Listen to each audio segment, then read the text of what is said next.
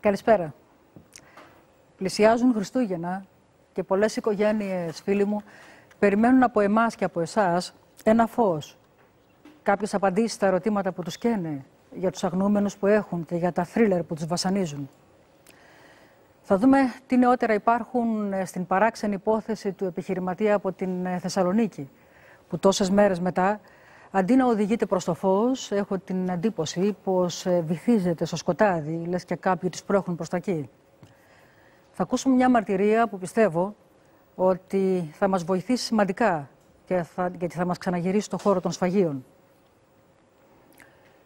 Υπάρχουν εξελίξεις στο φρικιαστικό έγκλημα της Καλιθέας με θύμα τον κατεψυγμένο ναυτικό που πάγωσε κυριολεκτικά την κοινή γνώμη. Πιάστηκε στην τσιμπίδα του νόμου η γυναίκα Ράχνη που μαζί με την φωνική παρέα της εκτέλεσαν τον άνθρωπο αυτό, έστησαν όλο αυτό το σκηνικό του θανάτου, αυτό το αποτρόπαιο έγκλημα. Μόνο που μαζί της παγιδεύτηκε και ένα αθώο πλασματάκι, το παιδί της και παιδί του θύματος, που από ό,τι βλέπω θα ταλαιπωρηθεί πολύ. Θα συνδεθούμε σε λίγο με συναδέρφους από το εξωτερικό ρεπορτάζ που καλύπτουν το ρεπορτάζ και της Βουλγαρίας και θα μας δώσουν και τα σημερινά, τα νέα, τις εξελίξεις δηλαδή που υπάρχουν.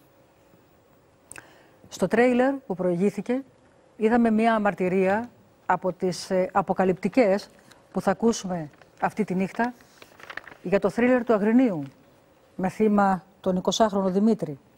Την υπόθεση που παρακολουθούμε έντονα τον τελευταίο καιρό γιατί μας έχει σοκάρει.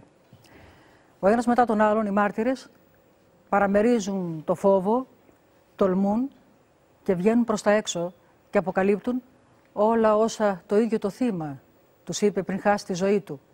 Και τι βλέπουμε? Ότι αυτό το πρόχειρο σκηνικό του τροχαίου γκρεμίζεται και στη θέση του είναι σαν να χτίζεται το οικοδόμημα ενός οργανωμένου εγκλήματος.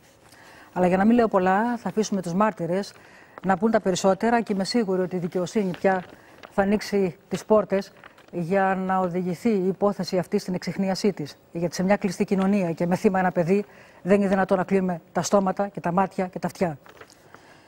Για τον Δημήτρη Τατζινιά λέω, που τον γνωρίσατε μέσα από το τούνελ, τον 20χρονο. Το Δημήτρη που προέρχεται από μια σωστή οικογένεια, καλή οικογένεια εκεί του Αγρινίου, εργαζόταν και ο ίδιος στην οικογενειακή επιχείρηση. Για τον Δημήτρη που βρέθηκε νεκρός πριν από 2,5 χρόνια, στις 3:30, στις 3:30 τα ξημερώματα και θέλω να συγκρατήσετε την ώρα γιατί παίζει ρόλο. Του Σαββάτου 21 Ιουνίου του 2014 στην οδό Γεωργίου Παπανδρέου στο Αγρίνιο, αμέσως μετά την έξοδο του τούνελ. Αμέσως μετά λοιπόν την έξοδο του τούνελ, ενώ οδηγούσε ένα μαύρο Piaggio 50 κυβικών σκούτερ της αδερφής του με αριθμό κυκλοφορίας 1ΑΒ 4710. Στην προηγούμενη εκπομπή ακούσαμε άλλη μια μάρτυρα που ήταν τη νύχτα εκείνη έξω στο χώρο, παίζει ρόλο αυτό, και κατάλαβε, είδε και το δεύτερο αυτοκίνητο, είδε το όχημα που ενεπλάκη στην όλη ιστορία, ένα μαύρο τζιπ, έδωσε και την περιγραφή και ήρθε η μαρτυρία της να δέσει με αυτή του πρώτου μάρτυρα που λίγους μήνες πριν είχε ακουστεί στο τούνελ ότι δύο αυτοκίνητα με αναμένη τη μηχανή το δεύτερο, κανείς δεν κατέβηκε για να βοηθήσει το παιδί και όταν βεβαιώθηκαν ότι έχει συμβεί αυτό που ήθελαν να συμβεί, απομακρύνθηκαν με ήρεμο τρόπο. Μετά λοιπόν και από αυτές τις μαρτυρίες ακούγονται οι άλλες και πλέον η εικόνα ξεκαθαρίζει. Εδώ κοντά μας είναι η κυρία Άννα Καπνιάρη, η μητέρα του θύματος του Δημήτρη που ήρθε από το Αγρίνιο για να είναι μαζί μας αυτή τη νύχτα, σε αυτή την προσπάθεια που γίνεται και από πλέον πια διαλύει η ομίχλη που είχε και τη βλέπουμε να καθαρίζει. Καλησπέρα κυρία Άννα. Σας έλεγα και πριν χρόνια πολλά και χρόνια πολλά και στις Ανούλες που γιορτάζουν σήμερα, αλλά εσείς δεν είστε η Άννα του χιονιά, έτσι. Τα λέγαμε και πριν, σας ακούμε και στον τόπο από πιο παλιά, που είστε ξεκάθαροι γιατί δείχνετε τα στοιχεία εκείνα, γιατί από την πρώτη στιγμή είχατε καταλάβει ότι δεν πρόκειται για τροχαίο. Ναι. Σας ακούμε και τώρα που έχετε λάβει πλέον γνώση για τις μαρτυρίες των φίλων και άλλων ανθρώπων. Και είδαμε και ένα χαμόγελο λίγο μέσα στην πίκρα, γιατί δεν σβήνει από τη μνήμη και την ψυχή αυτό που ζήσατε και σας ακούμε που το λέτε, πολύ χαρακτηριστικά, αλλά και ένα χαμόγελο. Γιατί βλέπουμε πια ότι οδηγείται και προς την έξοδο του τούνελ αυτή η ιστορία. Να δικαιωθεί και η μνήμη του παιδιού. Να δικαιωθεί και υπάρχει έτσι ένα φως. Και έχουμε μαρτυρίες και πιστεύουμε ότι θα έχουμε και άλλους μάρτυρες. Έτσι πιστεύω και θέλω να πιστεύω. Κυρία Άννα, είναι σημαντικό όμως ότι και τα παιδιά αυτά, οι φίλοι, κάθισαν μετά όταν άκουσαν και τους μάρτυρες και είπαν, βρέθηκαν όλοι παρέα. Και εγώ συγκρατώ αυτό που λέει κάποιος φίλος που θα τον ακούσουμε στην πορεία, γιατί βρήκαμε και την κοπέλα, τη φίλη. Δηλαδή αυτά που θα ακουστούν ιδιαίτερα. Ολοκληρώνουν το παζλ, εγώ λέω, και το ολοκληρώνουν πλέον. Δεν μένει κανένα κομμάτι, κατά τη γνώμη μου, ανοιχτό. Τους ακούμε να λένε ότι, ξέρετε κάτι, ήταν σαν να είχαμε ο καθένας ένα κομμάτι από το Δημήτρη, που δεν το είχαμε συνειδητοποιήσει ότι το κρατούσαμε στα χέρια μας. Ναι. Ένα κομμάτι εγώ, ένα κομμάτι άλλος, ένα κομμάτι ο άλλος. Και όταν ακούσαμε και τους μάρτυρες, είπαμε να βρεθούμε όλοι μαζί. Και λέμε, τι έχεις εσύ, αυτό. Μα εγώ έχω εκείνο. Και έτσι δέσαμε όλη την εικόνα και βγάλαμε τα παιδιά αυτό. Ενέδρες, απειλές, όπλο. Και στη μέση μια κοπελίτσα που είχε πέσει θύμα αυτής της συμμορίας, γιατί μιλάμε και ανοιχτά για συμμορία, και που πήγε να την προστατέψει ο Δημήτρης. Εκεί ξαναγυρίζουμε λοιπόν. Και βρέθηκε να παγιδεύεται από αυτούς τους ανθρώπους. Γι' αυτό σας λέω ότι αξίζουν και πολλά μπράβο και στα παιδιά που μιλάνε. Και ο κύριος Χρήστος Ανδριάς, που είναι και δικηγόρος σας και είναι και από την ίδια περιοχή, καλησπέρα κύριε Χρήστο, έχετε πια την εικόνα αυτή που μας οδηγεί και στη δικαιοσύνη διαφορετικά, έτσι, με τόσες και τόσες μαρτυρίες. Ναι, κύριε Νικολούλη, έχουμε πλέον τα στοιχεία. Αρχίζει να ξεκαθαρίζει πλέον το τοπίο. Τα παιδιά που τόσο καιρό, τόσους μήνες δεν μιλούσαν για τους δικούς τους λόγους, πλέον μετά και τη δεύτερη μαρτυρία έχουν παραμερίσει τους φόβους και τις αμφιβολίες τους και έχουν συνθέσει το παζλ.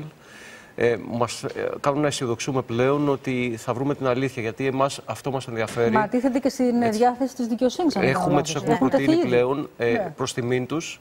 Από την πρώτη στιγμή, από το καλοκαίρι που βάλαμε μπροστά και καταθέσαμε τη μήνυση για την ανθρωποκτονία. Κάποιοι είχαν μιλήσει τότε, κάποιοι είχαν μιλήσει, κάποιους προτείναμε εμείς, διότι είχαμε αυτό το δικαίωμα να προτείνουμε μάρτυρες στην εισαγγελία κατά την κατάθεση μήνυσης και προς τη μήνυση τους εν συνεχεία δεν αρνήθηκαν. Και μήνυση για ανθρωποκτονία πλέον, έτσι, που απαιτεί τη σχετική έρευνα. Εμείς αναζητούμε την αλήθεια και η αλήθεια θα βρεθεί. Δεν πρόκειται ο θάνατος αυτού του παιδιού να μείνει στο σκοτάδι. Σε καμία περίπτωση. Σε καμία περίπτωση. Θα κάνουμε, είμαστε εδώ και εγώ αρρωγός και η οικογένεια θα το πάμε μέχρι το τέλος. Μας βοηθάει και δεν θα μας σταματήσει τίποτε. Αυτό είναι το μήνυμα που. Μα δεν σταματήσαμε πριν. Έτσι. Και τώρα που φτάνουμε στην άκρη θα σταματήσουμε. Τι, θα γυρίσουμε πίσω. Τίποτα. Αφού βλέπουμε το φως στην άκρη του τούνελ, εκεί πάμε, στην έξοδο. Μας βοηθάει και σε αυτή τη διαδρομή της αποκάλυψης και η κυρία Δέσποινα Σβουρδάκου, που είναι διδάκτορα εγκληματολογίας και καθηγήτρια στην Σχολή Αξιωματικών της Αστυνομίας και επιστημονικό συνεργάτη σε σχετικά θέματα στον Δήμο Αγίων Αναργύρων. Καλησπέρα, κυρία Σβουρδάκου. Καλησπέρα σας. Ήσασταν μαζί μας και στην προηγούμενη εκπομπή. Ακούσατε κι εσείς την πρώτη μαρτυρία που βγήκε προς τα έξω, τη δεύτερη μάλλον μαρτυρία που βγήκε προς τα έξω και έδειχνε ότι δεν ήταν ένα απλό τροχαίο, αλλά υπήρχε και ένα αυτοκίνητο και είχε εμπλοκή σοβαρή. Ακούσαμε και τον πραγματογνώμονα στην προηγούμενη εκπομπή, που με λίγα λόγια μας έδωσε μια πλήρη εικόνα, έτσι, για το αυτοκίνητο. Και βέβαια και εσείς είχατε μια τοποθέτηση και βλέπαμε ότι πάμε πια σε συμμορία, οργανωμένη συμμορία. Ξετυλίχθηκε το κουβάρι του δυστυχήματος εντός εισαγωγικών. Και λέγατε χαρακτηριστικά ότι σε μια τέτοια συμμορία δεν μπορεί να είναι μόνο πιτσιρίκια. Σίγουρα υπάρχει και ο καθοδηγητής, κάποιος πιο μεγάλος, πιο οργανωμένος, πιο μπασμένος, για να το πω στην αργό, στο έγκλημα. Ναι. Και όταν λέμε έγκλημα, μιλάμε, έχει πολλές μορφές αυτό το έγκλημα. Λίγη ησυχία, παρακαλώ. Έχει πολλές μορφές αυτό το έγκλημα, έτσι δεν είναι? Σχέδιο, στρατηγική, ενέδρα, για να βγάλουν από τη μέση το πρόβλημα που τους είχε δημιουργήσει ο Δημήτρης. Με ένα πολύ ψυχρό τρόπο. Με ένα ψυχρό τρόπο. Και ο κύριος Κατερινόπουλος, ο Θανάσης, που είναι... δυστύχημα ήταν καλό σαν... Και ο αστυνομικός διευθυντής αναποστρατεία, ο κύριος Κατερινόπουλος, που κατάγεται και από την περιοχή και ξέρει περισσότερο και την οτροπία και ξέρει περισσότερο και κάποια πρόσωπα. Καλησπέρα και εσάς, κύριε Κατερινόπουλε. Καλησπέρα. Μας βοηθάτε και εσείς από την αρχή σε αυτή την ιστορία και από την περασμένη άνοιξη που την ξεκινήσαμε, χωρίς να έχουμε τόσα πολλά στοιχεία πια. Από την πρώτη στιγμή φώναζε η υπόθεση, από πέρυσι, από την πρώτη εκπομπή. Φώναζε ότι δεν είναι τροχαίο ατύχημα και φώναζε ότι είναι εγκληματική ενέργεια. Δεν νιώθω ικανοποιημένος ότι δικαιωθήκαμε εμείς που φωνάζαμε ότι είναι έγκλημα, γιατί χάθηκε ένας άνθρωπος. Η όποια δικαίωση βέβαια πιστεύω ότι θα είναι σύντομη, θα έρθει σύντομα, και όταν λέω για δικαίωση, για την αποκάλυψη των δραστών και την τιμωρία τους από τη δικαιοσύνη. Αν αυτό μπορεί να θεωρηθεί δικαίωση για όλους εμάς. Ναι, βέβαια. Ναι. Προχωράμε λοιπόν με τις μαρτυρίες, φίλοι μου, απόψε. Θα έχουμε και για τον Γιακουμάκη, τα νεότερα που υπάρχουν από πλευράς δικαιοσύνης και για το που βρίσκεται και η υπόθεση των 8 σκληρών που κατηγορούνται για τις επιθέσεις σε βάρος του. Θα τα δούμε όλα αυτά. Αλλά θέλω να γυρίσουμε στον Δημήτρη το Γρεκό, τον 59χρονο επιχειρηματία, τον ιδιοκτήτη της κτηνοτροφικής μονάδας εκεί στον Πεντάλοφο Θεσσαλονίκης. Το Δημήτρη το Γρεκό που την ημέρα εκείνη, πριν από 36 ημέρες συγκεκριμένα, την 5η 3 Νοεμβρίου είχε πάει στα σφαγεία στην Χαλάστρα Θεσσαλονίκης για ένα ραντεβού με κάποιον έμπορο για να σφάξει κάποια ζώα που είχαν πρόβλημα και στη συνέχεια να γυρίσει στο σπίτι του. Ποτέ δεν έφτασε και χάθηκε με το αγροτικό αυτοκίνητο που εκείνη την ημέρα οδηγούσε, ένα φορτηγάκι 4x4, το Toyota Hilux. Θα παρακαλούσα και θα ζητούσα από τον μάρτυρα που μας έχει πει σοβαρά πράγματα και αυτή τη στιγμή έχει κλειστό το κινητό του, μήπως δεν το έχει προσέξει, αν μας ακούει να το ανοίξει, γιατί αυτά που μας έχει πει είναι σημαντικά. Δεν θέλω να πιστέψω ότι κάποιος σας φόβησε και σας είπε να μην μιλήσετε. Έτσι δεν θέλω να το πιστέψω, γιατί μου δώσατε την εντύπωση, επειδή σας είδα, ενός ανθρώπου ατρόμητου, ενός ανθρώπου που δεν φοβάται τα λόγια του και δεν κρύβεται πίσω από αυτά. Θα σας παρακαλούσα λοιπόν, αν θέλετε να ανοίξετε το τηλεφωνό σας για να τα πούμε, αλλιώς θα μεταφέρουμε εμείς τα όσα μας είπατε. Να επανέλθω λοιπόν στο 4x4 το Toyota Hilux μοντέλο του 90 με αριθμό κυκλοφορίας ΝΙ ΑΕ 1252, το οποίο μέχρι σήμερα δεν έχει βρεθεί. Δεν ήταν σε καλή κατάσταση το αυτοκίνητο, εδώ είναι σε καλύτερη όπως το βλέπετε στην εικόνα και τα πίσω φώτα του ήταν χαλασμένα και είχε και χτυπήματα στην πλαϊνή πλευρά, στην πόρτα. Το ακροτικό αυτοκινητάκι που δεν έχει βρεθεί. Βέβαια, πολλοί λένε που ξέρουν την περιοχή ότι δεν έχουν ερευνηθεί όπως θα έπρεπε οι αποθήκες εγκαταλειμμένες, αυτό που δείξατε και εσείς την περασμένη εβδομάδα, που είναι και εγκαταλειμμένες αλλά και κάποιες άλλες που είναι κλειστές και ανήκουν σε κτηνοτρόφους. Ίσως το αυτοκίνητο να είναι κρυμμένο εκεί, ίσως να μην απομακρύνθηκε πολύ ή αυτός, αν του έχει συμβεί κάτι άλλο, αυτός που αφαίρεσε τη ζωή του, αυτός που προκάλεσε οτιδήποτε άλλο, να έχει κρύψει το αυτοκίνητο. Γιατί επειδή υπήρξε κινητοποίηση, θα είχε βρεθεί τόσο καιρό το αυτοκίνητο. Γι' αυτό λέμε πως πρέπει να γίνει κάποια έρευνα στην περιοχή γενικότερα. Για πες μου τώρα λοιπόν, ο μάρτυρας το έχει κλειστό το κινητό? Ναι, είναι κλειστό, βέβαια. Έχουμε ένα δεκάλεπτο, μήπως μπορέσουμε να τον βρούμε. Ωραία, θα μεταφέρουμε εμείς τις πληροφορίες. Και ας ξεκινήσουμε από την πρώτη μαρτυρία που μας δόθηκε, που είναι ιδιαίτερα σοβαρή για κάτι που είχε συμβεί στην περιοχή των σφαγείων λίγο καιρό πριν. Εμείς το μεταφέρουμε με την επιφύλαξη, αλλά σίγουρα απαιτεί μια περαιτέρω έρευνα. Για πες μου. Μιλάμε για την ημέρα λοιπόν της εξαφάνισης του Δημήτρη Γρεκού νωρίς το πρωί. Έγιναν κάποια έργα από. Όχι. Πριν πάμε σε αυτά, τα σοβαρά. Θέλω να πεις και το άλλο το σοβαρό για την μαρτυρία που δεχθήκαμε, ότι λίγους μήνες πριν κάτι είχε συμβεί. Κάποιοι ληστές ακολούθησαν, επειδή ξέρουν ότι γίνονται συναλλαγές οικονομικές στα σφαγεία. Αυτό ακριβώς, ναι. Αυτή η πληροφορία μας ήρθε λίγο πριν. Ναι. Μας λένε λοιπόν κτηνοτρόφοι. Την έχουμε δεχθεί από κτηνοτρόφους της περιοχής των σφαγείων συγκεκριμένα, που γνωρίζουν πρόσωπα και πράγματα. Μας λένε λοιπόν ότι εκεί στην Χαλάστρα συνέβη ένα περιστατικό πρόσφατα. Είναι γνωστές εκεί, όπως είπες και εσύ, οικονομικές συναλλαγές μεταξύ των εμπόρων και των ανθρώπων που θα πηγαίνουν τα ζώα τους για σφαγή. Κυκλοφορεί χρήμα, ξέρουν οι περισσότεροι. Ακριβώς. Μας λένε λοιπόν ότι κάποιος ο οποίος είχε επαφή με τα σφαγεία, φεύγοντας για το σπίτι του από τα σφαγεία και εφόσον είχε ολοκληρωθεί η συναλλαγή αυτή, έπεσε θύμα ληστείας. Τον ακολούθησαν κάποιοι, δεν τους αντιλήφθηκε, τον λήστεψαν. Τον ακολούθησαν από τα σφαγεία. Από τα σφαγεία, στη διαδρομή για το σπίτι του. Έπεσε λοιπόν θύμα ληστείας. Και επιτέθηκαν όταν έφτασε σπίτι, ακριβώς, γιατί είχε ένα σεβαστό ποσό πάνω του. Οπότε πρόλαβα και είδα κι εγώ. Ναι, του το αφαίρεσαν.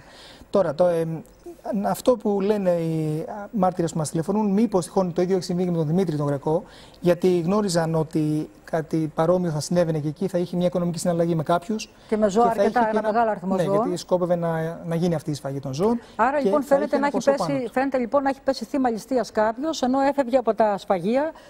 Ας μην επεκταθούμε σε λεπτομέρειες, αυτό σαφώς το ξέρουν και οι αρχές.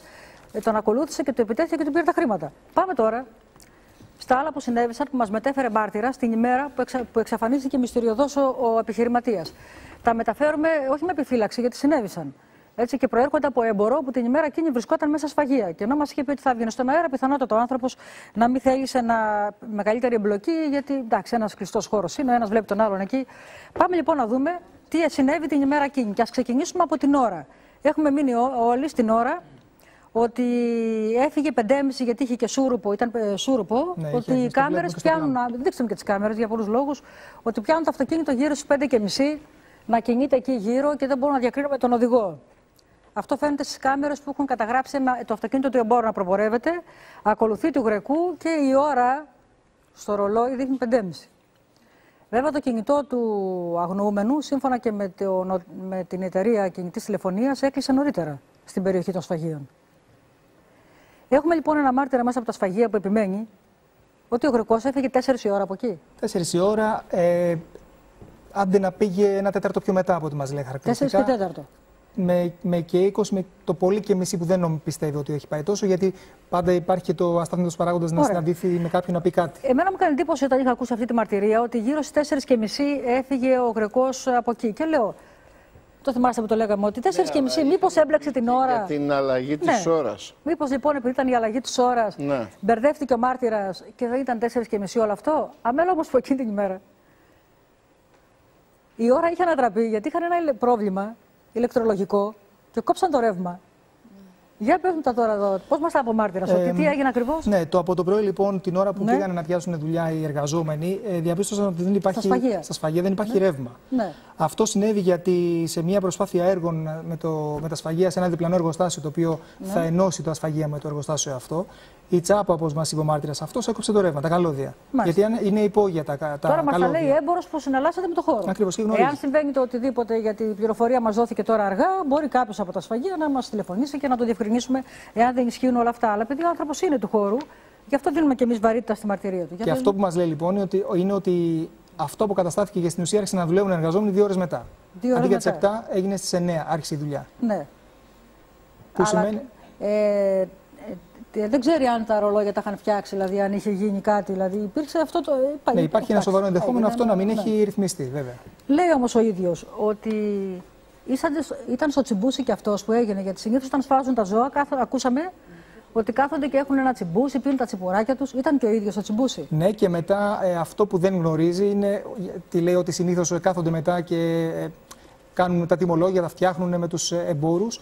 Αυτό ως εκεί, μέχρι το τσιμπούσι, το γνωρίζει. Από εκεί και έπειτα πιθανόν να έγινε αυτό. Όπως και ήταν και ο ίδιος στο τσιμπούσι. Ναι. Αλλά ο ίδιος όμως έφυγε τι ώρα λέει ότι έφυγε ο άνθρωπος. Εκεί το πολύ 4:30. 4:30. Το πολύ. Και λέει ότι εκείνη την ώρα περίπου έφυγαν και έφυγε και ο Γρεκός. Εκείνη την ώρα, μετά που έφυγε ο ίδιος ο μάρτυρας, θεωρεί ότι έμεινε κάνα 20 λεπτό ο Γρεκός να μιλήσει με τον έμπορο. Τον άλλον έμπορο. Άρα λογικά πρέπει να φύγει νωρίτερα ο Γρεκός από το χώρο. Την ώρα που κλείνει και το κινητό του. Γιατί το κινητό κλείνει γύρω στις 5 στην περιοχή. Κλείνει γύρω στις 5 στην περιοχή. Ο μάρτυρας λοιπόν τι άλλο λέει, πέρα από την ώρα, πέρα από το ρεύμα, πέρα από όλα αυτά. Τίθεται και ένα άλλο θέμα. Ακούσαμε ότι ο Γρεκός είχε σφάξει πάρα πολλά ζώα και πήρε ένα όγκο κρεάτων σφαγμένων για να το πάει στο σπίτι ή να το πάει κάπου αλλού. Αρκετών κιλών. Αρκετών κιλών. Περίπου αυτά 40 λοιπόν, κιλών από ό,τι μας δεν μεταφέρονται με τσάντες, γιατί μας το είπε ένας άλλος έμπορος αυτό. Με τσάντες σε σούπερ μάρκετ, αλλά σε τσουβάλια. Σε τσουβάλια συγκεκριμένα από αυτά τα υφασμάτινα. Δεν είναι δηλαδή οι πλαστικές σακούλες μεγάλες κρεάτων όπως πάει κάποιος να αγοράσει από ένα κρεοπωλείο. Ναι, είναι τα τσουβάλια τα οποία αντέχουν στο βάρος. Και έκανε εντύπωση λοιπόν στον φίλο έμπορο πως πίσω στην καρότσα του αγροτικού δεν φάνηκαν αυτά τα τσουβάλια με τα κρέατα, γιατί ήταν ανοιχτόχρωμα και εκτός αυτού είχε πάρει και πολλά κιλά, πάρα πολλά κιλά. Και είχε σχεδόν φορτώσει την καρότσα με τα κρέατα. Και αναρωτήθηκαν μέσα εκεί, βρε παιδιά, μήπως δεν τα πήρε, γιατί δεν τα βλέπουμε στην κάμερα να φαίνονται, αν και σκοτεινή κάμερα, γιατί δεν τα πρόσεξε ο φύλακας ότι πίσω υπήρχαν τα τσουβάλια στην καρότσα, μήπως δεν τα πήρε. Και άρχισαν να ψάχνονται και είδαν ότι όντως τα κρέατα φορτώθηκαν στο αγροτικό. Είδαν ότι τα κρέατα δεν υπάρχουν στο χώρο των σφαγείων. Θεωρούν λοιπόν, όπως και ο μάρτυρας, ότι τα έχει πάρει ο αγνοούμενος. Μετά από αυτό λοιπόν παίρνουμε εμείς το φύλακα, γιατί προσπαθήσαμε με την εικόνα από την κάμερα να δούμε μήπως διακρίνονται πίσω στην καρότσα, διακρίνονται σάκι, διακρίνεται κάτι εφόσον ήταν και ανοιχτόχρωμα. Αλλά δεν μπορούμε γιατί είναι θολή εικόνα. Πιθανότατα η αστυνομία που έχει το πρωτότυπο υλικό, αν το εστιάσει, μπορεί να δει αν στην καρότσα υπάρχουν ανοιχτόχρωμα τσουβάλια ή όχι. Γιατί μιλάμε για πολλά, έτσι, όχι ένα-δύο. Λοιπόν, για πες μου τώρα κάτι άλλο. Μετά από αυτό παίρνουμε πάλι το φύλακα των σφαγείων και του λέμε, αφού είδες το αυτοκίνητο σταματημένο απ' έξω. Δεν γίνεται να μην πρόσεξες. Μήπως πρόσεξες, ναι. Αν είναι τόσο μεγάλα τσουβάλια, 40 κιλά κρέατα, μέσα στην καμπίνα δεν χωράνε. Οπότε θα ήταν φορτωμένα στην καρότσα. Λογικά. Και αν τα πρόσεξε, επιμένει λοιπόν ότι το αυτοκίνητο δεν πρόσεξε να υπάρχουν τα τσουβάλια αυτά. Δεν γίνεται πίσω. Ναι, και θεωρεί ότι δεν ήταν. Δεν είναι σίγουρος, αλλά θεωρεί ότι δεν ήταν και θα τα βλέπει από ό,τι μας είπε. Μάλιστα. Ωστόσο, να πούμε, Αγγελική, ότι ο πρώτος μάρτυρας μας λέει ότι τα κιλά αυτά τα οποία πήρε ο αγνοούμενος την ημέρα εκείνη ήταν για τον ίδιο κάτι το οποίο το βλέπει πρώτη φορά. Δηλαδή, μια εβδομάδα νωρίτερα, ο αγνοούμενος είχε πάρει 1-2 κιλά κρέας μόνο. Και την ημέρα είχε πάρει 40 κιλά. Μάλιστα. Λοιπόν, έχουμε λοιπόν κάποια νέα δεδομένα από μάρτυρες. Έτσι, δεν βγήκε ο μάρτυρας αυτός, αλλά εγώ, αν σταθώ στη διακοπή του ρεύματος. Μήπως κανείς μετά δεν σκέφτηκε να κοιτάξει το ρολόι και λοιπά και έτσι και η κάμερα κατέγραψε λάθος εκεί γύρω. Μήπως είχαν τη διακοπή γενικότερα στην περιοχή και έχουμε καταγραφεί λανθασμένη της ώρας. Και έχουν παγιδευτεί όλοι στο 6 παρατέταρτο. Ενώ το κινητό του κλείνει 5 η ώρα εκεί στην περιοχή των σφαγείων. Αυτά θα πρέπει να τα δουν. Γιατί όπως τα ανέφερε σε εμάς ο μάρτυρας, δεν ξέρω αν τα έχει πει και στις αρχές. Εδώ σου αλλάζει τα δεδομένα και πρέπει να ξανακάνει μια έρευνα από την αρχή. Υπάρχει όμως και το άλλο ενδεχόμενο. Εφόσον ελέγξανε και είδαν ότι τα κρέατα. Πότε ελέγξανε και είδαν ότι τα κρέατα δεν υπήρχαν, ότι τα πήρε. Πότε ελέγξανε για τα κρέατα. Ναι. Ελέγξαν την ίδια μέρα, την άλλη μέρα το πρωί. Τώρα δεν ξέρω γιατί. Κοίταξε, ένα θέμα αυτό. Έγινε γνωστή από τη σύζυγο την άλλη μέρα. Ακριβώς. Αν υποθέσουμε ότι τα πήρε τα κρέατα, μπορούμε να κάνουμε την υπόθεση αυτή και έφυγε. Την ώρα που λένε 4,5-5 παρά. Και αν δεχτούμε ότι η χρόνια αυτή που δείχνει είναι η πραγματική.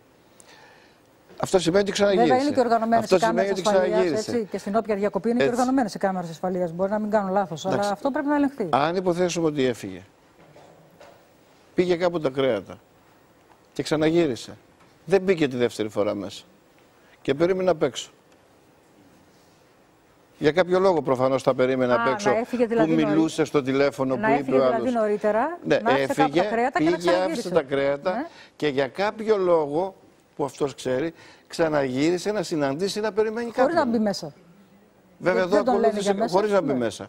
Και φαίνεται στην κάμερα ότι ακολούθησε κάποιον γιατί άνθρωπο. Τον βλέπει και ο φύλακας με το αυτοκίνητο απ' έξω. Τον βλέπει απ' έξω ο φύλακας. Μήπως έγινε και αυτό. Βέβαια, άλλοι από το χώρο των σφαγείων επιμένουν ότι έφυγε γύρω στις 5:30. Έτσι δεν είναι? Ότι τον χαιρέτησαν κιόλας, τους είδαν όλους μαζί στο τσιμπούσι και ότι έφυγαν γύρω στις 5:30. Αν όμως η ώρα τους πάνω ήταν χαλασμένη από τη διακοπή ρεύματος. Αν η ώρα τους ήταν χαλασμένη, ναι, αλλά το θέμα είναι ότι αν ο φύλακας λέει ότι δεν είδε στην καρότσα τίποτα. Τα 40 κιλά είναι 40 κιλά. Τα 40 κιλά είναι 5 αρνιά. Ναι. Τρόπος του λέει, δεν ξέρω πώς. Μπορεί να είναι και λιγότερα. Άρα είναι οι λεπτομέρειες που σου κάνουν τη διαφορά σε μια τόσο σοβαρή υπόθεση. Μήπως είχε φύγει, και έχει δίκιο ένας που λέει, έφυγε μετά μόνος του. Κάποιος εδώ είπε ότι είχε φύγει μόνος του. Μήπως πήγε κάπου, κοντά προφανώς, άφησε τα κρέατα και για κάποιο λόγο, για κάποια δοσοληψία, κάτι δεν πήγε καλά, ξαναγύρισε. Και δεν μπήκε μέσα και περίμενε απ' έξω. Μάλιστα. Γιατί μετά βλέπουμε δύο αυτοκίνητα να κινούνται, έτσι, να ακολουθεί. Και η κάμερα τον πιάνει τη σωστή ώρα, αλλά μέσα στα σφαγεία η υπόλοιπη παρέα που τον είδε μήπως θα πρέπει να την ώρα από τη διακοπή ρεύματος. Μήπως θα πρέπει να ψάξουν και νωρίτερα τις κάμερες. Αυτό λέω. Τέλος πάντων, πάντως από ό,τι βλέπουμε. Υπάρχει διπλή καταγραφή. Κύριε Κατερινόπουλε, από ό,τι βλέπουμε. Αυτές οι λεπτομέρειες, επιμένω, κάνουν τη διαφορά. Δηλαδή θα πρέπει να τα δουν αυτά. Κάτι γίνεται. Γιατί ένας μάρτυρας επιμένει ότι γύρω στις 4:30 έφυγε ο αγνοούμενος από τα σφαγεία. Δηλαδή αυτό δεν κολλάει. Και τον ξαναρωτήσαμε και του λέμε: είσαι σίγουρος? Μα τι λέτε, λέει, αφού 4 και μετά έφυγε. Δεν κολλάει και το άλλο. Κάτι δεν πάει καλά εδώ. Δηλαδή κάπου έχουν υπερδευτεί και οι μαρτυρίες. Πήρε 2 κιλά κρέας και τώρα πήρε 40. Είναι τεράστια η διαφορά. Μήπως πήγε να τα δώσει σε κάποιον άλλον, να τα πουλήσει κάπου αλλού. Τα έδωσε και ξαναγύρισε. Γιατί είχε ανάγκη και από μετρητά. Είχε και ένα φάκελο με χρήματα. Λοιπόν, αυτά λέμε τώρα εδώ.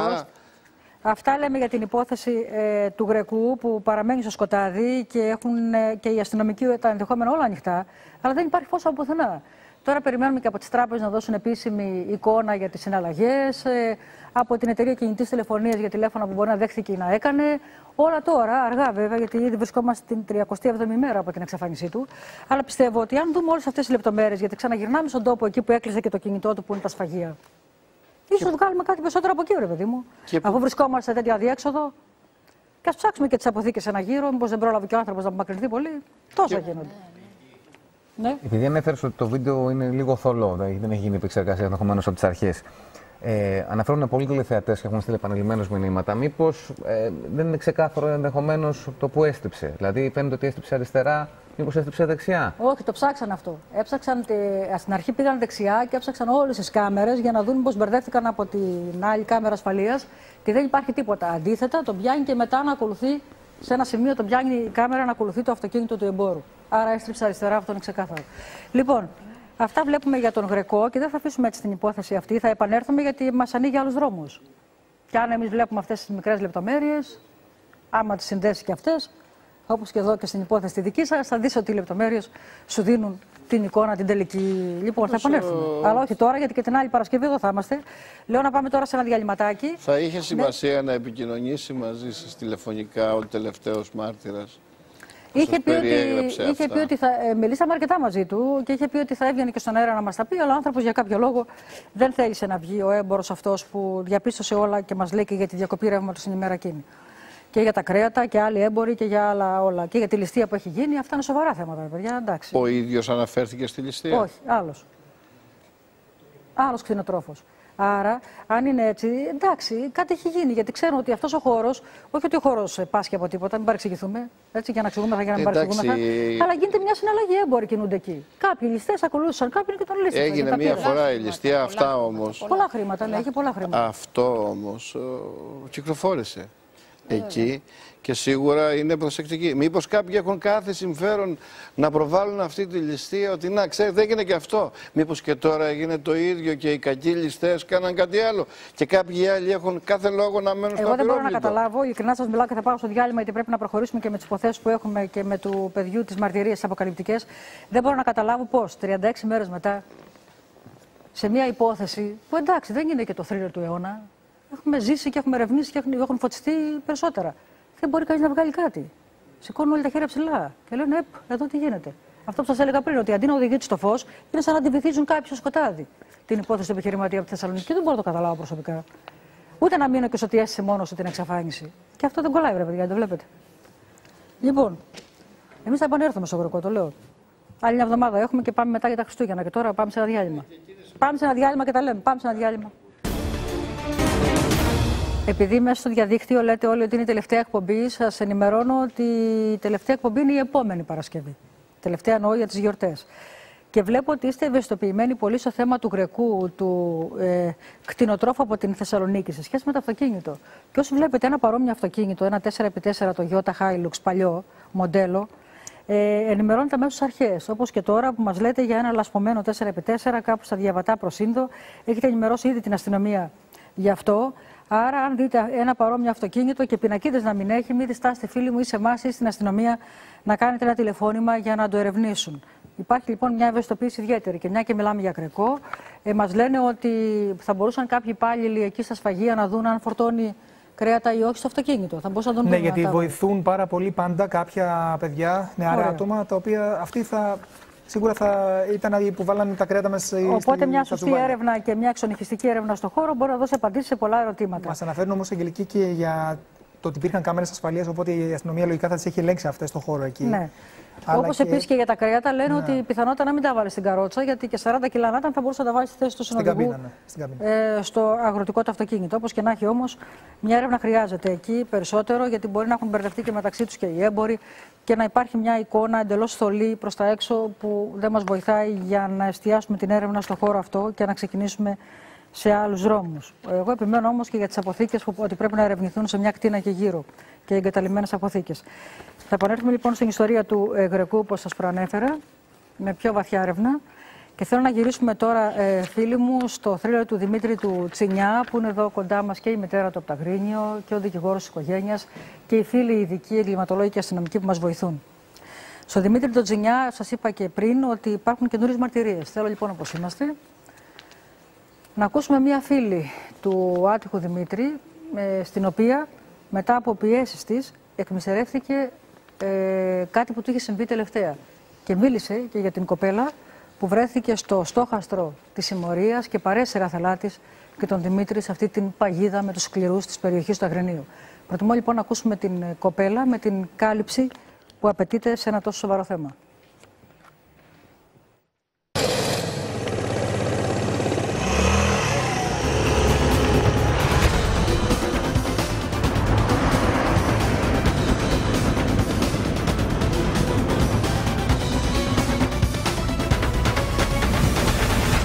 Ήσασταν σε σχέση με τον Δημήτρη? Ναι. Πόσο καιρό περίπου? 8 μήνες. Σε κάποια πράγματα ήσουν και εσύ έτσι λίγο πιο πιεστική μαζί του και καλά έκανες, γιατί έτσι μπόρεσες και έμαθες κάποια πράγματα. Δηλαδή μιλάμε το τατουάζ, ξέρεις, για την ημερομηνία που είχε. Ναι. Είχα δει το τατουάζ και είχα δει την ημερομηνία που είχε γράψει. Ξέρω ότι κάποιοι κάνουν τατουάζ με κάποια ημερομηνία έτσι σημαντική για αυτούς. Και απλά μου φάνηκε λίγο περίεργο γιατί ήταν πρόσφατο.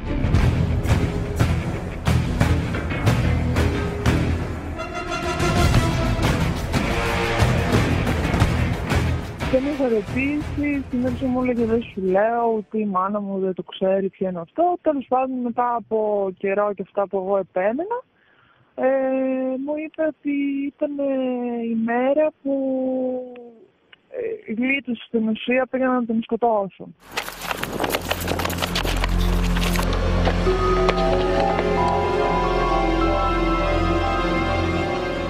Σιγά σιγά άρχισα να ρωτάω όλο και περισσότερο και μου είπε απλά τότε ότι μου λέει δεν μπορώ, μου λέει, να σου πω. Του λέω, τέλος πάντων είχαμε τσακωθεί για αυτόν τον λόγο. Ναι. Και μετά από πολύ καιρό πάλι ξεκίνησε να μου το λέει μόνος της. Ήταν μια κοπέλα που ήθελαν κάποιοι να την είχαν και την είχαν παρατήσει, λέει, σε ένα σημείο που ήταν πολύ απόμερα και αυτή πήρε εμένα τηλέφωνο να πάω, λέει, να την βοηθήσω και αυτή λογικά τον στάμπαραν τον Δημήτρη. Και μετά από αυτά μου λέει, με είχαν βάλει στο μάτι και με κυνηγώσαν. Αν θυμάμαι καλά, γιατί έχει περάσει τόσο καιρός, αυτή πρέπει να ήταν για καφέ. Αν δεν κάνω λάθος, η κοπέλα. Ναι. Και τους είδε. Αυτή πήρε τον Δημήτρη τηλέφωνο γιατί φοβήθηκε και του λέει: είμαι στην Τζάβη καφετέρια, ξέρω εγώ, ή στην Τζάβη εδώ, δεν θυμάμαι τι του είπε. Να έρθεις εδώ. Και πήγε και ο Δημήτρης, πάλι δεν είδε κάποιον. Αλλά όταν έφυγε, εκεί την είχαν στημένη αυτή. Και τον κυνηγούσαν, μου είπε.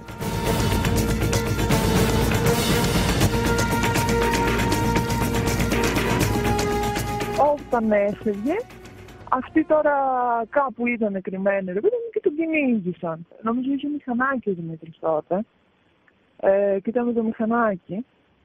Τέλος πάντων και κρύφτηκε, λέει, σε μια πελωτή εκεί σε μια πολυκατοικία και έδειξε το μηχανάκι. Κάτι τέτοιο. Και τον κυνήγησε ένα. Και τη στιγμή, ξέρω εγώ, που τον πρόλαβε το Δημήτρη και πήγε. Τώρα δεν ξέρω πώς πήγε να τον σκοτώσει. Είχε όπλο, δεν ξέρω, δεν μου το είπε αυτό. Ο Δημήτρης τον χτύπησε και πρόλαβε και έφυγε.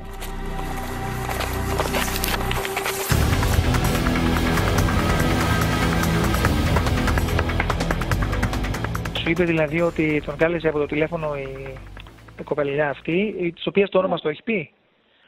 Ναι, δεν το ξέρω το όνομα. Λες για Ναι. Σου είπε ποιοι ήταν αυτοί, τους ήξερε δηλαδή ο Δημήτρης? Και πόσοι ήταν? Ο Δημήτρης, ναι, λογικά τους ήξερε, αλλά δεν μου είπε ποτέ.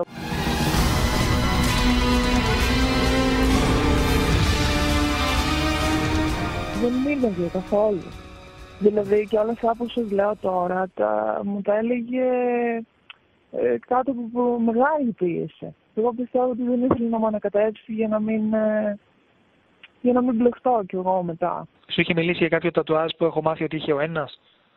Όχι, δεν τα ξέρω αυτά. Αυτά πρώτη φορά τα ακούω από εσάς.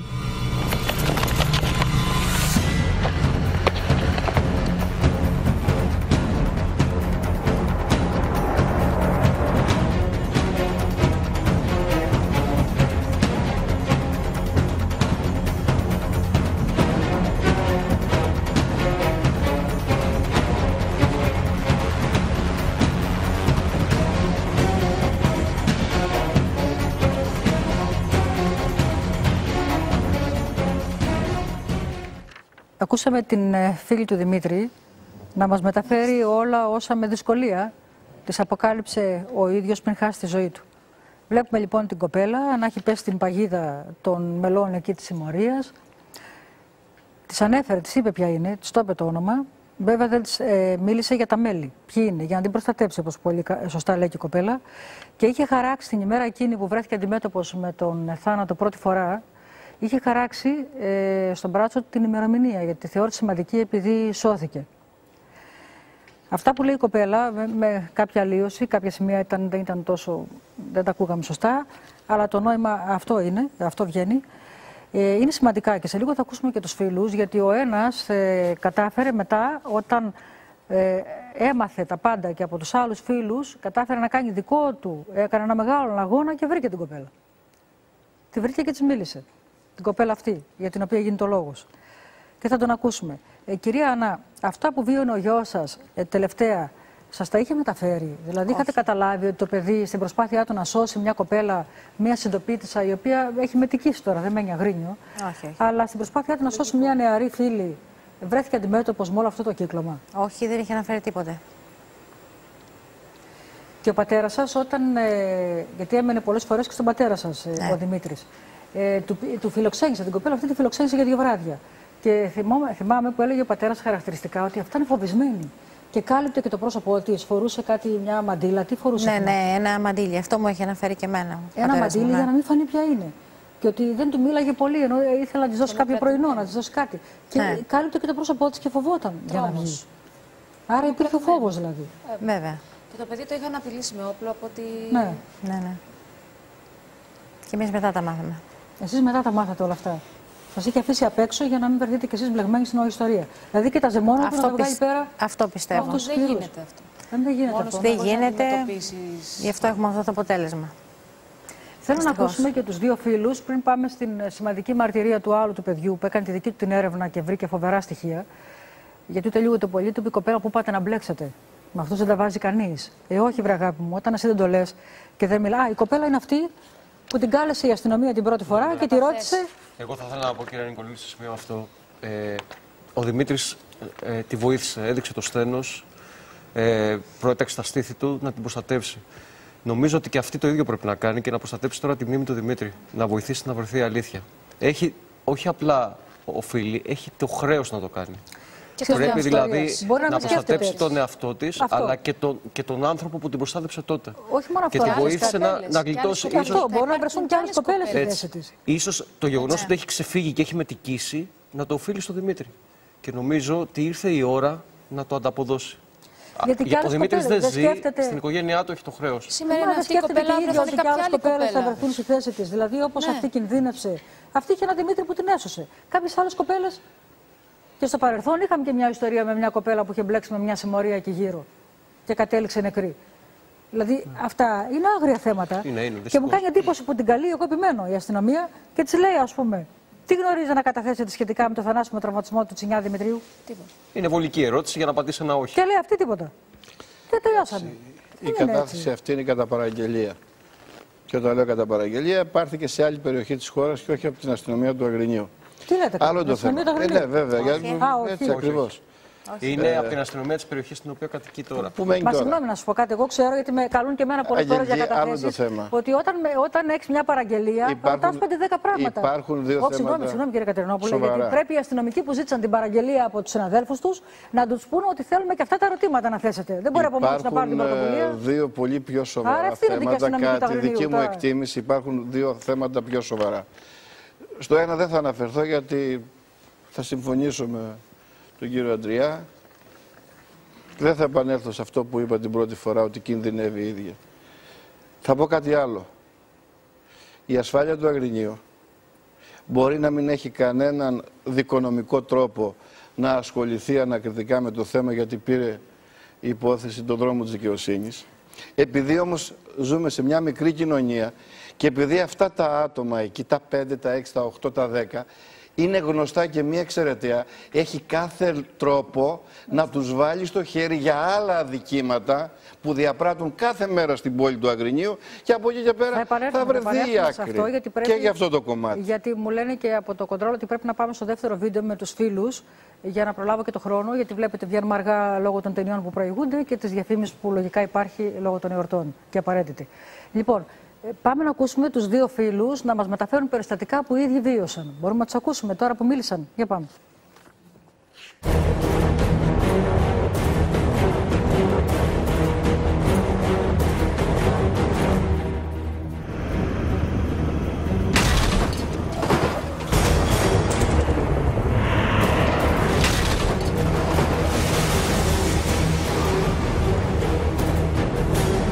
Τι ακριβώς είχε συμβεί τότε, τι θυμάσαι? Με τον Δημήτρη ήμασταν μαζί σε μια καφετέρια, με οποίο πίναμε καφέ, εγώ, ο Δημήτρης και άλλοι 3 φίλοι μας.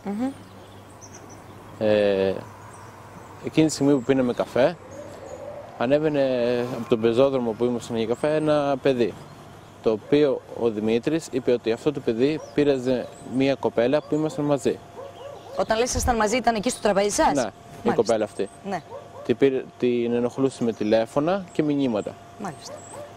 Με το που περνάει το παιδί απάνω μπροστά μας, κοιτάει τον Μίτσο, κυρνάει το κεφάλι του μπροστά και φεύγει.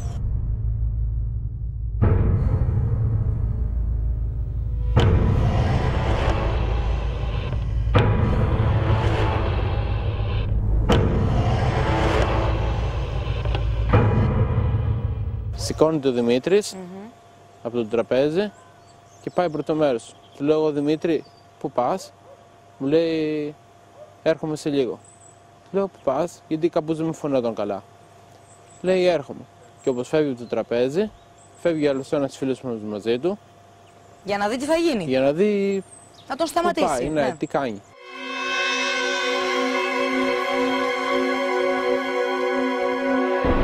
Πάει ο Δημήτρης, πιάνει το παιδί, του λέει γιατί ενοχλείς την κοπέλα, το παιδί του λέει εσένα τι σε νοιάζει και κατευθείαν τον βαράει. Του ρίχνει 2-3 μπουνιές.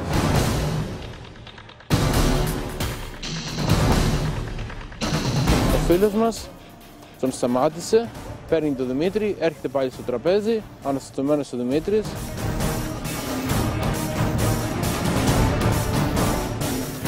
Λέω τι έγινε, αυτό και αυτό μου λέει. Ενοχλούσε την κοπέλα.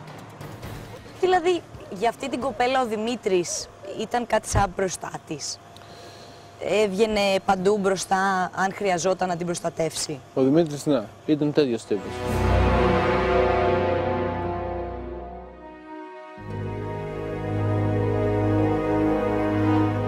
Όποιος πήραζε κάποιον από την παρέα του, φίλο του, φίλη του, πάντα μπορούσε να μπει μπροστά για αυτόν. Γιατί στους φίλους του ο Δημήτρης ήταν πάντα υπερασπιστής.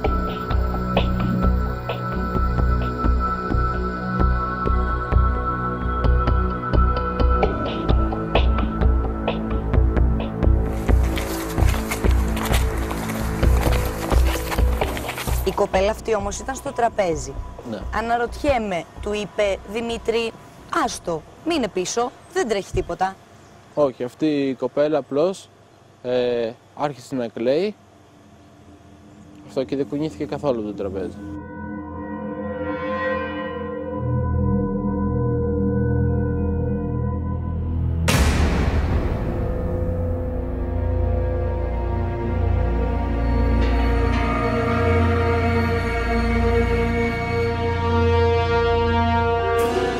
Δηλαδή να τον σταματήσει. Ναι, εννοείται αυτό. Τον επηρέαζε το Δημήτρη. Ναι, πάρα πολύ.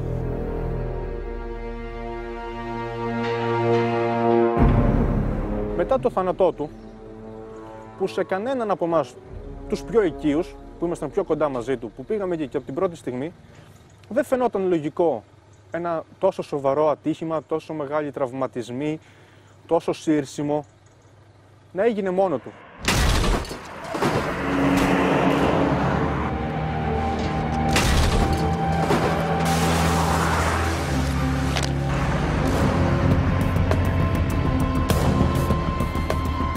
Όλοι αρχίσαμε να μιλάμε μεταξύ μας, να προσπαθήσουμε. Ο καθένας είχε το δικό του κομμάτι, κάτι που το είχε πει ο Δημήτρης.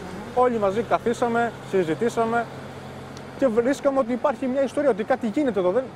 Κάποια πράγματα ταιριάζουν σαν ένα παζλ.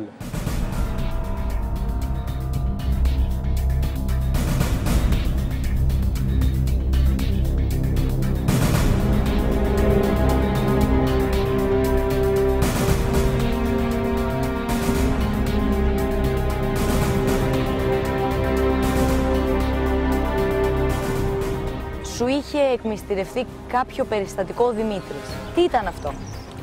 Μου είχε πει ότι ένα βράδυ, καθώς γύριζε σπίτι του, περασμένη ώρα, στο δρόμο του επιτέθηκαν 2 άτομα που ήταν μέσα σε ένα μαύρο τζιπ. Μάρκα δεν μου είχε πει ούτε κάποια άλλη περιγραφή.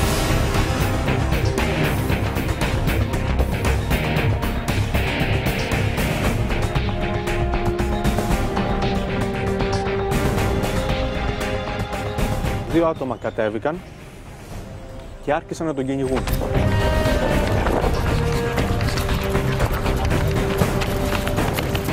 Ένας από τους δύο τον πλησίασε πιο πολύ και τον πιάνει από τον ώμο. Να τον σταματήσει, να τον ρίξει κάτω, δεν ξέρω τι προθέσεις είχε.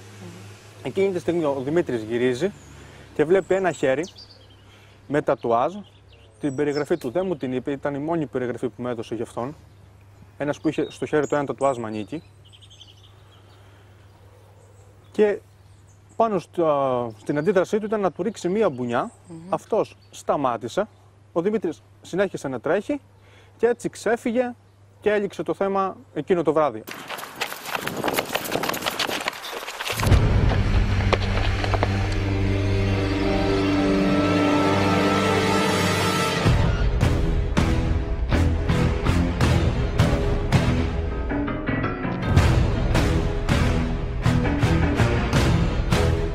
Δεν μ' άφηνε να μάθω παραπάνω πράγματα. Εσύ τον πίεσες? Τον πίεσα, έκανα ό,τι μπορούσα. Δεν χρειάζεται να ξέρεις. Μαζί με αυτό το περιστατικό τότε μου είπε και για το σκηνικό για κάποια κοπέλα που είχε βοηθήσει, που αυτή η κοπέλα έπεθε θύμα εκμετάλλευσης από κάποιους, που ο Δημήτρης είχε όχι μία φορά παραπάνω, δεν ξέρω πόσες φορές, όχι μία φορά όμως, την είχε βοηθήσει, δεν μας έδωσε ούτε περιγραφή, ούτε ποια είναι, ούτε κάτι παραπάνω για τους υπόλοιπους.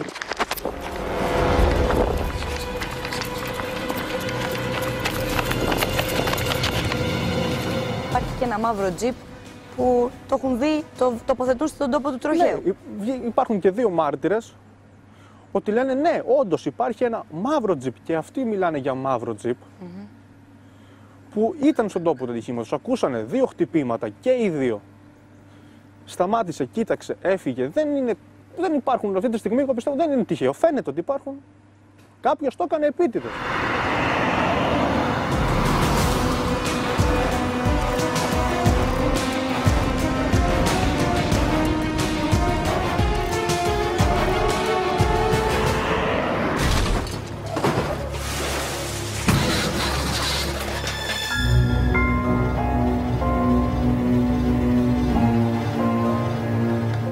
Ακούσαμε τους φίλους να ενώνουν τα κομμάτια του παζλ και ό,τι τους είχε πει, τα λίγα που τους είχε πει το θύμα, να τα ερευνούν στην πορεία για να βρουν μια εικόνα. Όλα δείχνουν λοιπόν ότι ο Δημήτρης πιεζόταν ιδιαίτερα και για να φτάσει να ακολουθήσει και τον άλλον, πόσες φορές είχε βοηθήσει την κοπέλα, είχαν προηγηθεί άλλα, πνιγόταν μέσα σε αυτή την παρέα, μέχρι που εκείνη τη νύχτα της ξημερώματα του Σαββάτου 21 Ιουνίου του 2014, εκεί στην οδό Γεωργίου Παπανδρέου, στην έξοδο από το τούνελ, έγινε ό,τι έγινε. Η μάρτυρας μας λέει για μαύρο τζιπ. Ναι. Η μάρτυρα την προηγούμενη εβδομάδα μιλάει για ένα μαύρο τζιπ που το είδε. Και τώρα μιλάει πάλι για μαύρο τζιπ. Και τώρα μιλούν για μαύρο τζιπ. Ο φύλακας του κέντρου, υπήρχε ένα γυμνάσιο εκεί, το 5ο γυμνάσιο, που ήταν εξεταστικό κέντρο στην οδό Γούναρη. Στις 21 Ιουνίου του 2014, λοιπόν, που ήταν εκεί ο φύλακας, είδε μια ύποπτη κίνηση και την είδε γύρω στις 3 τα ξημερώματα. Του φάνηκε τόσο ύποπτη, γιατί διαφορετικά δεν θα επικοινωνούσε με την ασφάλεια να πει: ελάτε να ελέγξετε ένα ύποπτο όχημα. Ναι, να κάνουν έλεγχο. Του φάνηκε ύποπτη κίνηση και πρέπει να είδε και το αυτοκίνητο. Αλλά για κάποιο λόγο μετά το παιδί, αυτό ο αστυνομικός αρχιφύλακας, δεν έδωσε λεπτομέρειες και είπε ότι ήταν μόνο τα φώτα. Ναι. Μόνο με τα φώτα δεν κάνει στην ασφάλεια να πάει στον τόπο. Από το συγκεκριμένο σημείο περιφερειακός δρόμος είναι. Καλεί στην ασφάλεια ότι είδα φώτα, ελάτε, φοβάμαι. Δεν γίνονται αυτά τα πράγματα. Προσέξτε όμως κάτι. Το καλεί, τηλεφωνεί γύρω στις 3 τα ξημερώματα λοιπόν τη μέρα εκείνη και λέει: ύποπτο όχημα στην περιοχή, ελάτε να ελέγξετε. Πάνε οι αστυνομικοί να ελέγξουν και δεν βλέπουν τίποτα. Και λέτε μισή ώρα μετά έγινε ό,τι έγινε.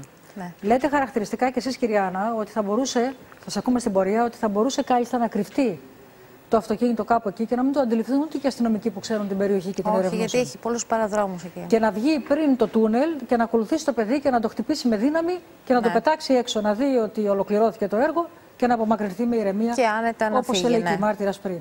Άρα βλέπουμε ότι οι ώρες ταιριάζουν.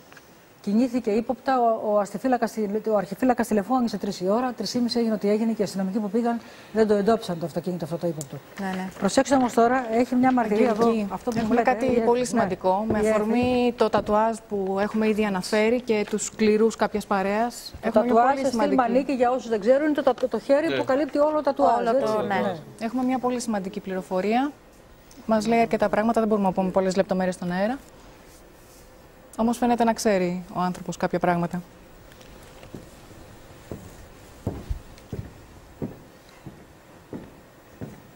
Ο τύπος μπλεγμένος με πορνεία, ναρκωτικά και διάφορα δικήματα με το τατού, Αυτά που λέγαμε. Ναι. Και εκτός αέρα. Και αυτά που είπαμε προηγουμένως. Πώς είναι. Μετά το έγκλημα έχει εξαφανιστεί από την περιοχή αυτό. Έτσι λένε ότι έχει εξαφανιστεί εντελώς. Και ο μπαμπάς, πού βρίσκεται? Κανονικά. Μην μου πεις περισσότερο τίποτα. Κανονικά. Και ο μπαμπάς κανονικότατα. Κανονικά, ναι. Η γλώσσα του σώματος είναι τα τατουάζ. Είναι χαρακτηριστικά. Μπορεί να μην είναι το μόνο, να έχει κι άλλα και να καταδεικνύουν. Θα σας δείξω κάτι τον τρόπο ζωής. Θα σας δείξω κάτι, γιατί καμιά φορά εγώ όταν λέω πολλά ξεφεύγω και δεν πρέπει. Έτσι, αυτό που λέμε του κύριε φυλακή του στοματί μου, λοιπόν, άστο εδώ αυτό και θα σας το πω για μετά. Μπορείτε λοιπόν, για πείτε μου τι θέλετε. Τι θες? Διάλειμμα. Υπάρχει μαρτυρία λοιπόν και ενός άλλου φίλου που είναι συγκλονιστική, γιατί λέει λεπτομέρειες για το όπλο, για την κοπέλα που βρήκε, τι του είπε η κοπέλα και όλα αυτά τα σχετικά. Βέβαια η κοπέλα ούτε βρέθηκε, ούτε εμφανίζεται που την ψάξαμε, ούτε τίποτα. Ενώ έχει υποστεί και τι δεν έχει πάθει από αυτή την παρέα. Δεν το κατήγγειλε, έλεγε ο Δημήτρης ο ίδιος, έλεγε ότι η κοπέλα δεν τόλμησε να πάει στην αστυνομία να καταγγείλει αυτά που τη συνέβησαν από τη συμμορία. Δεν πηγαίνουν στην αστυνομία τα και ούτε και στην οικογένεια. Γι' αυτό και ζητούσε βοήθεια από τον Δημήτρη που ήταν το καλό παιδί και τη φιλοξενούσε και στον παππού και την προστάτευε. Είναι λάθος. Είναι λάθος. Τώρα η κοπέλα έχει εξαφανιστεί. Οι άλλοι είναι σίγουροι ότι έλα μωρέ, δεν θα μιλήσει το ψόφιο. Ξέρεις τώρα στην γλώσσα τώρα, ναι, άστα ψόφια θα μιλήσει. Ναι, άστα εκεί που είναι κλπ. Αλλά δεν είναι έτσι όμως τα πράγματα και θα τα πούμε γιατί δεν είναι έτσι. Γιατί αν είναι αλήθεια αυτή η πληροφορία που παίρνουμε τώρα, μας πάει αλλού. Για πηγαίνετε σε ένα διάλειμμα και εμείς να μείνουμε στη μαρτυρία του τύπου με το τατουάζ μανίκι. Για πάμε στο διάλειμμα. Και στην υπόθεση του Δημήτρη Τσινιά, του 20χρονου από τα Αγρίνιο, μια ιστορία που την ξεδίπλωσε το τούνελ και αποκάλυψε ότι ήταν στημένο το τροχαίο, άρα οδηγούμεθα στο έγκλημα. Και ανάλογα έχει αποφανθεί και η δικαιοσύνη και μετά την έκθεση του πραγματογνώμονα. Βλέπω, φίλοι μου, ότι πέρα και από τους φίλους που μιλάνε και μάρτυρες από την περιοχή. Και δεν το συναντάς εύκολα αυτό να μιλούν μάρτυρες και να σου αναφέρονται σε πρόσωπα που μπορεί να ανήκουν σε συμμορία. Σε πρόσωπα που έχουν δημιουργήσει προβλήματα εκεί στην περιοχή, την ευρύτερη του Αγρινίου. Ναι. Και να σου λένε και λεπτομέρειες. Αυτά είναι ιδιαίτερα και είναι σημαντικά και ευχαριστούμε θερμά τους μάρτυρες. Γιατί ξέρετε, γιατί έχει αγανακτήσει ο κόσμος. Γιατί σου λέει, εάν στείλει το τροχαίο σε ένα παιδί και αν φέρονται έτσι και σε κοριτσάκια, σε φοιτήτριες, σε μαθήτριες, αύριο μεθαύριο θα κάνουν και κάτι άλλο χειρότερο. Και ο κόσμος μιλάει. Και να είστε καλά εκεί στο Αγρίνιο και μπράβο σας, όπως το είχαμε δει και στην υπόθεση του δάσκαλου που μίλησαν και έτσι οδηγήθηκε σε ένα άλλο σημείο και η ιστορία σκέτος αν έχει μπλοκάρει τώρα στην ανάκριση. Θα επανέλθουμε και στο δάσκαλο. Άρα βλέπουμε, κυρία Άννα, ότι μας μιλούν, μας δίνουν στοιχεία και για μέλη συμμοριών. Και τους ευχαριστούμε γι' αυτό, γιατί εγώ μπορεί να έχω το πρόβλημα που έχω και αντιμετωπίζω κάθε μέρα. Αλλά τουλάχιστον σωθούν άλλα παιδιά, κοπέλες, αγόρια, γιατί από τα δίκτυα τους. Έμπαινε μπροστά να προστατέψει τους φίλους, χωρίς να σκεφτεί τη δική του ζωή. Τη δική του ζωή. Και να τους προκαλεί. Δυστυχώς. Αυτό είναι. Ίσως αυτό εκτιμάνε, κυρία Νικολούλη. Έχουν καταλάβει το χαρακτήρα του Δημήτρη από τις εκπομπές που έχουν γίνει και από τις περιγραφές. Ότι ήταν ένα παιδί που δεν σήκωνε για την παρέα του, μίγα στο σπαθί του. Και ίσως αυτό ανταποδίδουν στην οικογένεια του Δημήτρη, δίνουν στοιχεία και είναι η αφορμή. Εμείς χάσαμε το παιδί μας, θα ψάχνουμε την αλήθεια μέχρι το τέλος. Πιστεύω και είμαι πεπισμένος ότι θα σταθεί αφορμή η ιστορία του Δημήτρη να ξεκαθαρίσει το τοπίο εκεί στο Αγρίνιο με τις συμμορίες που λιμένονται την περιοχή και εκμεταλλεύονται ανθώους ανθρώπους. Συμπολίτες μας. Γιατί και εγώ θλίβομαι πραγματικά. Και οι αστυνομικές αρχές να προχωρήσουν, να κάνουν μερικά άλματα. Είναι κλειστή, όπως είπε ο κ. Κατερινόπουλος, που και αυτός είναι από την περιοχή, είναι κλειστή η περιοχή του Αγρινίου. Και θεωρώ ότι με την ανάλογη έρευνα οι αστυνομικές αρχές δεν μπορούν να μην ανακαλύψουν έστω κάποια ονόματα. Εδώ μας τα δίνουν απλοί πολίτες με ένα τηλέφωνο που αρχίζουν και μιλάνε. Η αστυνομία που γνωρίζει την περιοχή και την ελέγχει καθημερινά. Δεν μπορεί να μην έχει ακούσει τα ίδια ονόματα. Δεν μπορεί να στο γεγονός ότι μπορεί ένα μέλος συμμορίας να έχει μπάρμπα στην κορώνη και να το κάνει σημαία αυτό. Έτσι, δεν στέκομαι σε αυτά γιατί δεν στέκομαι. Κανένας δεν είναι υπεράνω του ονόμου. Ακριβώς, λοιπόν. Τον οποίο υπηρετούμε. Θα επανέλθουμε με μαρτυρίες σοκαριστικές και από έναν φίλο που έκανε τη δική του την έρευνα και λέει κάτι ιδιαίτερο στην υπόθεση του Δημήτρη του Τσινιά. Αλλά θέλω, φίλοι μου, για λίγο να μείνουμε στην ιστορία του ναυτικού που σκότωσε και κυριολεκτικά κατέψυξε η πρώην Βουλγάρα σύζυγός του. Μετά από 2 χρόνια λοιπόν Υπάρχουν εξελίξεις για τον Βασίλη Κοκκίνη, τον 63χρονο συνταξιούχο μηχανικό του ναυτικού που έμενε στην Καλιθέα και που είχε την ατυχία να ερωτευτεί μια νεότερη, να την κάνει βασίλισσα, να της πληρώσει όλα τα χρέη εκεί στο εξωτερικό και να τη φέρει κυράκια φέντρα στην Ελλάδα. Αυτό ήταν το λάθος του. Για να μην λέω εγώ πολλά, θα συνδεθούμε σε λίγο και με την συνάδελφο την Μπόικα Θανάσοβα, που είναι στο ανταποκρίτρια στην Ελλάδα του βουλγαρικού τηλεοπτικού σταθμού Nova TV, να μας πει τις εξελίξεις που υπήρχαν και σήμερα.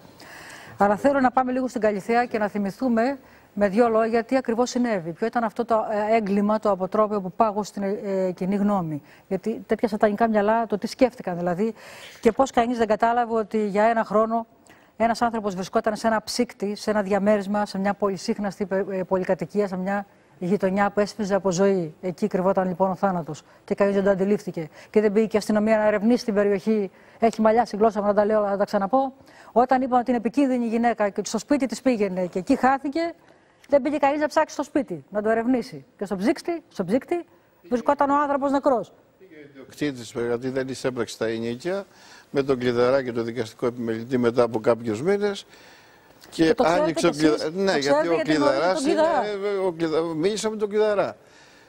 Μα δεν είδαν τίποτα μέσα και άνοιξε τυχαία ο άνθρωπος το καταψύκτη. Και φωνάζει τον ιδιοκτήτη και τον δικαστικό επιμελητή, ελάτε εδώ άνθρωπος το καταψύκτη. Οι άνθρωποι, οι άλλοι νόμισαν ότι τους κάνει πλάκα. Έλα ρε Φώτη, του λένε, πλάκα μας κάνεις. Το ξέρω ότι έχει και χιούμορ, ο κλειδαράς. Και γυρίζουν πίσω και εκεί μείναν κάγκελο.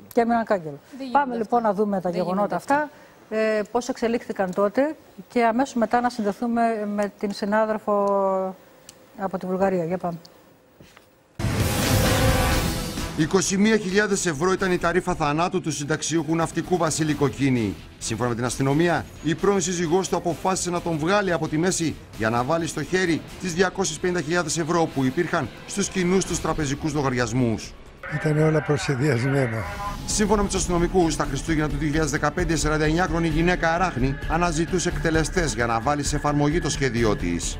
Εκμυστηρεύτηκε τις προθέσεις της σε μια 26χρονη συμπατριώτησά της, η οποία πήρε 3.000 ευρώ για το ρόλο του μεσάζοντα με τους εκτελεστές. Το ίδιο χρηματικό ποσό πήρε και ένας 32χρονος Βούλγαρος για να βοηθήσει να μεταφέρουν το καταψύκτη στο διαμέρισμα και να τοποθετήσουν μέσα σε αυτόν τη σωρό του ναυτικού. Η πρώην σύζυγος πλήρωσε 15.000 ευρώ στον 29χρονο Ρουμάνο που κατηγορείται ως φυσικός αυτουργός δολοφονίας. Αν γινόταν κάποιος σταματάς θα ακουγόταν αυτή η συζήτηση. Τα τελευταία έκνη του 29χρονου Ρουμάνου που κατηγορείται για τη δολοφονία εντόπισαν οι αρχές στη Μάλτα. Προφυλακιστέα κρίθηκε η 26χρονη από τη Βουλγαρία που κατηγορείται για συνέργεια στη δολοφονία του 64χρονου ναυτικού. Σήμερα στον ανακριτή αρνήθηκε ότι ήταν στο σπίτι του συνταξιούχου την ημέρα της δολοφονίας του. Ωστόσο, όσα είχε καταθέσει στις αστυνομικές αρχές είναι συγκλονιστικά. Μου είπε να πάω μαζί της στο δωμάτιο και εκεί μου έδειξε έναν άνδρα που του είχαν δέσει τα χέρια και τα πόδια με ταινία και στο κεφάλι του είχαν βάλει ένα πανί. Ο άνδρας αυτός φαίνονταν να ανασένει και η Νέλη τον κλωτσούσε και του έλεγε «Τα ίδια χάπια που έδινε στο παιδί μου, αυτά θα δώσω και σε σένα τώρα που έπεσε στα χέρια μου». Σύμφωνα με τη δικογραφία, η 26χρονη φέρεται να είναι εκείνη που σύστησε στην πρώην γυναίκα του θύματος τον Ρουμάνο εκτελεστή. Μου είχε πει ότι ήθελε να κρατάω το παιδί για να μην βλέπει όσα θα γίνονταν με τον άντρα της. Μου είχε πει ότι θα μου έδινε 3.000 ευρώ, όμως ποτέ δεν μου τα έδωσε. Με την πρόφαση πως το παιδί τους είναι άρρωστο, η 49χρονη γυναίκα ζήτησε από τον 63χρονο να πάει στο σπίτι της. Εκεί ήταν ήδη και ο Ρουμάνος εκτελεστής. Ο άντρας της ανέβηκε στο σπίτι και άκουσα από μέσα να τον χτυπάνε. Ήμουν στο μπαλκόνι με το παιδί για να μην βλέπει όσα θα γίνονταν με τον άντρα της. Ήταν πια αργά για να φύγω. Σύμφωνα με το όσα είχε πει στους αστυνομικούς, η 26χρονη, το παιδί του θύματος ήταν σε απόσταση αναπνοής από τον τόπο του εγκλήματος.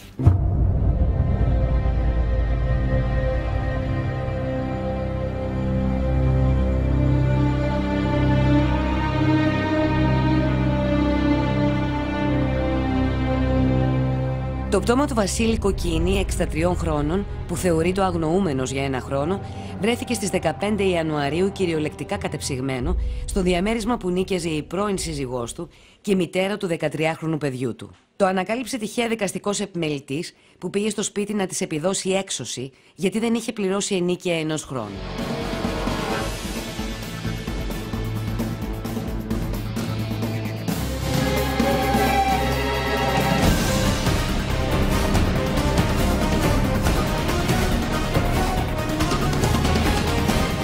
Η 45χρονη Βουλγάρα Ρωμά Ανέλια Αλεσάντροβα ήταν άφαντη 1 χρόνο περίπου. Ο ιδιοκτήτης όμως του διαμερίσματος, στην οδό Ευαγγελιστρίας, δεν το είχε αντιληφθεί. Ο ίδιος πλήρωνε τους λογαριασμούς της ΔΕΗ, με αποτέλεσμα να μην έχει κοπεί το ρεύμα και ο καταψύκτης με το πτώμα του άνδρα να λειτουργεί κανονικά.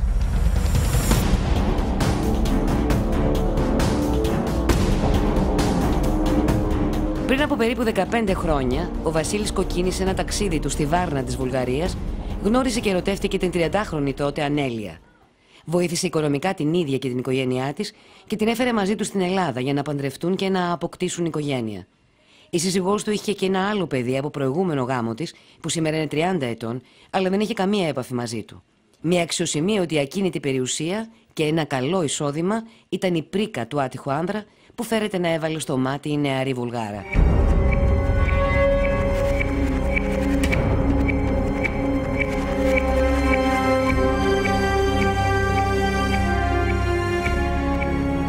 Τα σύννεφα στη σχέση του ζευγαριού, που στο μεταξύ είχε αποκτήσει ένα αγοράκι, δεν άργησαν να φανούν. Η γυναίκα φέρεται να έπαιρνε συχνά το παιδί και να εξαφανίζεται όσο ο Βασίλης Κοκκίνης έλειπε σε ταξίδια. Ιδιωτικοί ερευνητές την αναζητούσαν. Τεράστια χρηματικά ποσά έκαναν φτερά μέσα από τραπεζικούς λογαριασμούς με πλαστά έγγραφα. Αρπαγή του ανήλικου αγοριού και ταξίδια του στη Βουλγαρία μέσα σε χαρτόκουτες με λαχανικά. Δίωξη για σωρία αδικημάτων σε βάρος της γυναίκας και πολλά άλλα είναι μερικά από τα κομμάτια του μακάβριου παζλ.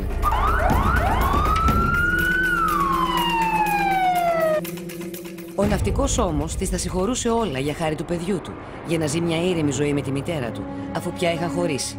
Τα τελευταία χρόνια η Αλεσάντροβα αναγκάστηκε να επιστρέψει στην Ελλάδα με το μικρό της γιο και έμενε σε κοντινό με το θύμα διαμέρισμα στην Καλιθέα για να μπορεί ο πατέρας να επισκέπτεται το γιο του.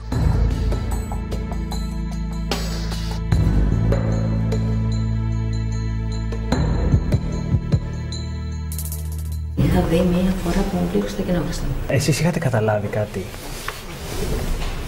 Τίποτα. Πότε ήρθε εδώ? Δεν θυμάμαι ακριβώς. Δεκέμβριο 14. Σας είχαν αναφέρει κάποιο περιστατικό, οι υπόλοιποι ένοικοι? Δεν πήρε κανείς τίποτα. Κανένας δεν είχε δει περισσότερο από μία φορά. Την είδε κανένας να φεύγει? Όχι. Με ρούχα μαζί της δηλαδή? Ούτε και να έρχεται.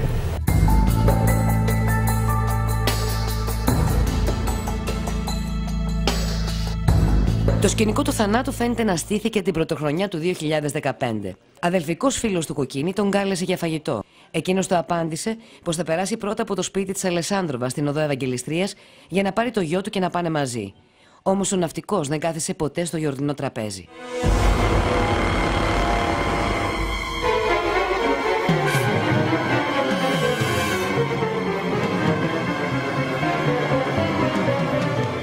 Την επόμενη μέρα ο φίλος του ανήσυχος πήγε στο αστυνομικό τμήμα Καλιθέας να δηλώσει την εξαφάνισή του, τονίζοντας πως το τελευταίο στίγμα του ήταν το σπίτι της Αλεσάντροβα και πως έπρεπε εκεί να γίνει έρευνα.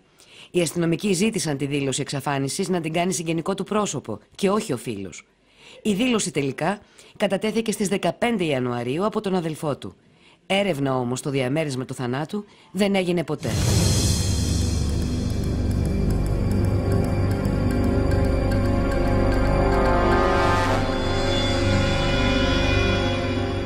Τραγική ηρωνία. Σε άνθρωπο από το στενό του περιβάλλον που τον είχε συμβουλέψει να προσέχει, μη τυχόν και η Βουλγάρα αρπάξει πάλι το παιδί και εξαφανιστεί, ο ναυτικός φέρεται να απάντησε. Μόνο πάνω από το πτώμα μου.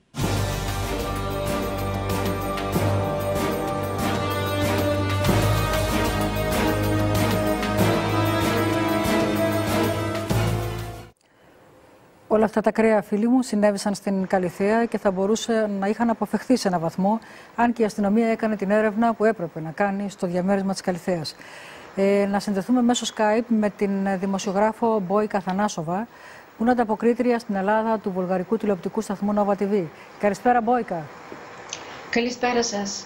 Καλησπέρα. Έχεις όλα τα νέα και σήμερα που ήταν να γίνει το δικαστήριο για να αποφανθούν οι δικαστές για την έκδοσή της, αλλά και το πώς έπεσε στην τσιμπίδα του νόμου, έτσι, πώς συνελήφθη. Ναι, πράγματι έχει συνελευθεί στις 15 τώρα του μήνα στα σύνορα με τη Ρουμανία, όπου προσπάθησε να περάσει με πλαστά έγγραφα μαζί με το παιδί. Εκεί την έχουν συλλάβει. Αυτή τη στιγμή η Αλεξάνδροβα βρίσκεται στην πόλη Βίντιν, που είναι δίπλα στη Ρουμανία, και κρατιέται στο αστυνομικό τμήμα. Σήμερα η υπόθεση έπρεπε να εξεταστεί, όμως αναβλήθηκε για την Τρίτη επειδή δεν έχει ακόμα διοριστεί δικηγόρος. Δηλαδή στην Τρίτη θα αποφασίσει το βουλγάρικο δικαστήριο αν θα παραιτηθεί η Αλεξάνδροβα στις αρχές εδώ στην Ελλάδα ή θα παραμείνει στη Βουλγαρία. Για το παιδί αυτή τη στιγμή βρίσκεται κάτω από την υπηρεσία κοινωνικών φροντίδων και με περίπου 6 μήνες θα κρατηθεί εκεί μέχρι να γίνουν τις απαραίτητες διαδικασίες, και αν τυχόν δεν το αναζητήσει κανείς από την οικογένεια του Μακαρίτη ή δεν ζητήσουν επιμέλεια του, το παιδί θα το παραδώσουν σε μια ανάδοχη οικογένεια στη Βουλγαρία, όπου θα παραμείνει και θα ζει μέχρι να κλείσει 18 χρόνια. Αυτό είναι, Μπόικα, και το τραγικό του θέματος, γιατί το παιδί αυτό έγινε αθελά του μάρτυρας, γιατί μπορεί να μην είδε τη σκηνή, το είχαν λίγα μέτρα απόσταση, αλλά κατάλαβε τι συνέβαινε στο διαμέρισμα αυτό. Έγινε μάρτυρας λοιπόν ενός εγκλήματος του πατέρα του. Είναι και αυτό ένα θύμα.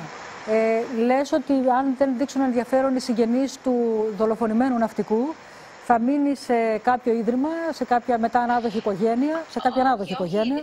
Όχι ίδρυμα. Εμείς στη Βουλγαρία σχεδόν εδώ και 2 χρόνια έχουμε καταργήσει τα ιδρύματα και θα πάει σε μια ανάδοχη οικογένεια, ναι, μάλιστα, μέχρι 18. Μέχρι 18 χρόνια. Από ό,τι ξέρουμε όμως, εντάξει, έχει ευαισθητοποιηθεί και η οικογένεια του θύματος, οπότε πιθανότητα να έχουμε και νεότερα να διεκδικήσουν την επιμέλειά του, γιατί είναι και ανήλικο, και να μην καταλήξει σε ξένα χέρια που λέμε, έτσι, εφόσον έχει υποστεί το πρώτο σοκ, να μην έχει και κάποιο δεύτερο. Πιθανότητα να υπάρχουν κάποιες εξελίξεις από τους Έλληνες συγγενείς. Ναι, φυσικά όλα αυτά όμως θα το δούμε στο μέλλον, αλλά για τα επόμενα 6 μήνες θα παραμείνει εκεί. Υπάρχει και κάποιος άλλος Ρουμάνος που ήταν συνεργός της, ο οποίος δεν έχει συλληφθεί ακόμη, από ό,τι ξέρουμε. Βέβαια έχουν δώσει τα στοιχεία του οι συνεργοί, οι προηγούμενοι που συνελήφθησαν και προφυλακίστηκαν, και είναι ζήτημα, από ό,τι λένε όλοι, έτσι, ωρών, ξέρω εγώ, ημερών, εβδομάδων, για να συλληφθεί και αυτός, να πιαστεί και αυτός στην τσιμπίδα του νόμου. Είπε κάτι η ίδια η Ανέλεια όταν τη συνέλαβαν, γιατί επιχείρησε να περάσουν πλαστά στοιχεία, είπε κάτι στις αρχές? Όχι, δεν έχει πει απολύτως τίποτα και αυτή τη στιγμή κρατιέται εκεί. Πάντως έπρεπε σήμερα να γίνει για να αποφασίσουν αν θα την παραδώσουν στην Ελλάδα και αν όχι, αλλά δυστυχώς δεν έχει οριστεί ακόμα δικηγόρος από το κράτος. Ναι, αλλά ένα τέτοιο άγριο έγκλημα που διαπράχθηκε στην Ελλάδα, φαντάζομαι πως θα συμβάλλει, έτσι δεν είναι, στην έκδοση, στο να έρθει και εδώ για να δικαστεί. Ναι, αυτό θα το αποφασίσουν την Τρίτη. Γιατί είδαμε και στην υπόθεση της μικρής Άννη ότι ο Νικολάη εκδόθηκε στην Ελλάδα για τη δίκη. Ναι, για να βάρει πάλι έγκλημα. Οπότε φαντάζομαι ότι θα έχουμε αυτή την εξέλιξη. Εάν Τρίτη αποφασίσουν ότι πρέπει να εκδοθεί, να την παραδώσουν εδώ στην Ελλάδα, πιστεύω ότι μέχρι Χριστούγεννα ίσως να βρίσκεται πλέον εδώ. Εντάξει, Μπόικα, σε ευχαριστούμε πολύ. Παρακολουθείς και εσύ την υπόθεση και για ό,τι νεότερο μας ενημερώνεις. Να ευχαριστήσουμε την Μπόικα Θανάσοβα από το Nova TV, την ανταποκρίτρια στην Ελλάδα του βουλγαρικού καναλιού. Ευχαριστούμε θερμά. Το είδατε, τις εξελίξεις αυτές. Όμως Δεν άκουσα. Οι ενέργειές της έδειχναν το προφίλ της. Το έδειχναν το προφίλ της, ο Μακαρίτης δεν το κατάλαβε. Και τα δείγματα, ναι. Όταν κάποιος είναι ερωτοχτυπημένος και σε μεγάλη ηλικία, θολώνει το βλέμμα και η σκέψη και δεν βλέπει περισσότερα. Του είχε κάνει πολλά όμως, να αποκαταλήξαμε. Λοιπόν, θα μιλήσει και η δικαιοσύνη και για αυτή την υπόθεση που πραγματικά σόκαρε το Πανελλήνιο. Να γυρίσουμε σε μια άλλη ιστορία που πέρασε από τη δικαιοσύνη και ακούσαμε και την πρώτη καμπάνα στην δίκη για το Βαγγέλη το Γιακουμάκη, όπου είχαν καθίσει στο εδόλιο πρώην υπεύθυνοι της Γαλακτοκομικής Σχολής Ιωαννίνων. Θέλω να πάμε λοιπόν στο ρεπορτάζ των συναδέρφων, το σύντομο, και να σας πούμε τι περιμένουμε τώρα για τους 8 σκληρούς που ευθύνονται για το ότι οδήγησαν τον Ευαγγέλη στο θάνατο. Για βλάβες σωματικές βαριές, για βία κατά εξακολούθηση. Βέβαια όλα αυτά τα δικήματα είναι πλημελήματα και όχι κακούργημα. Αλλά θα τα δούμε. Να ακούσουμε τους συναδέρφους να μας δώσουν τα νεότερα για την δίκη που έγινε, την πρώτη δίκη για τον Βαγγέλη. Τον πρώην διευθυντή της Γαλακτοκομικής Σχολής κήρυξε ένοχο το δικαστήριο για την υπόθεση του θανάτου του Βαγγέλη Γιακουμάκη, που βρέθηκε νεκρός το Μάρτιο του 2015 κοντά στη σχολή του στα Ιωάννινα. καταδικάστηκε σε 2 χρόνια φυλάκιση με 3ετή αναστολή για παράβαση καθήκοντος κατ' εξακολούθηση. Αθώοι κηρύχθηκαν οι υπεύθυνοι της εστίας και ο πρώην Υπουργός Χρήστος Μαρκογιαννάκης. Περιμένουμε να καθαργραφεί η απόφαση. Ήδη έχω κάνει αίτημα στην εισαγγελία εφετών Ιωαννίνων. Περιμένουμε και σε αυτήν την υπόθεση αυτό που έχουμε διατυπώσει εξ αρχής, στο τέλος να αναγνωριστεί η αθωότητα του κ. Μαντζέρη. Τώρα το ενδιαφέρον της οικογένειας είναι στραμμένο στη δικογραφία που αναφέρεται στους συνспουδαστές του Βαγγέλη, οι οποίοι είναι κατηγορούμενοι για τα δικήματα των επικίνδυνων σωματικών βλαβών και της παράνομης βίας κατά εξακολούθηση. Υπόθεση που βρίσκεται στο στάδιο της κύριας ανάκρισης. Το παιδί μας δεν γυρίζει πίσω έτσι και αλλιώς. Ερευνούμε και ψάχνουμε την αντικειμενική αλήθεια. Σε καμιά περίπτωση δεν στοχεύουμε σε άτομα. Μέσα από τη δικαιοσύνη περιμένουμε να αποδειχθεί τι ακριβώς συνέβη με το παιδί μας. Έχουμε τη βεβαιότητα ότι ο Βαγγέλης υπέστη πολλά και περιμένουμε από τη δικαιοσύνη να αποδώσει τα του Καίσαρο στο Καίσαρι.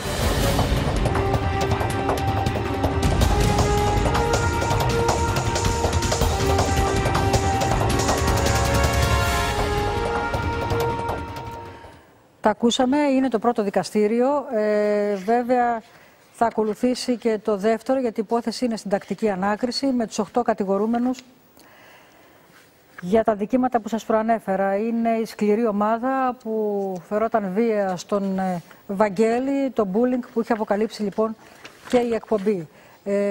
Ο πρώην Υπουργός, ο κ. Μαρκογιαννάκης, αθωώθηκε και εξέδωσε και μία ανακοίνωση στην οποία υπογραμμίζει ότι όσοι με συκοφάντησαν, με λασπολόγησαν και γενικά με έβλαψαν με τη συμπεριφορά τους, σύντομα θα δώσουν λόγο στη δικαιοσύνη για τις αθλιότητές τους, όποια ιδιότητα και αν έχουν, σε όποια θέση και αν βρίσκονται. Αυτά και για τον κύριο Μαρκογιαννάκη, που αν μπορώ να έχω και μια προσωπική άποψη, η αλήθεια είναι ότι διασύρθηκε για ένα τηλεφώνημα που έγινε 1 χρόνο πριν για κάποια από τα παιδιά αυτά. Λοιπόν, θα επανέλθουμε και για τον Βαγγέλη τον Γιακουμάκη, για την δίκη των 8. Εγώ δίνω μεγάλη έμφαση σε αυτή την δίκη και στα παιδιά που θα καθίσουν στο εδόλιο, γιατί είναι αυτά που με τις επιθέσεις τους και με τον τρόπο τους έσπρωξαν το παιδί στο θάνατο. Είναι ακόμη όμως η υπόθεση στην ανάκριση. 8 κατηγορούνται. 8 θα δώσουν λόγο στη δικαιοσύνη. Για πλημέλημα, όχι κακούργημα.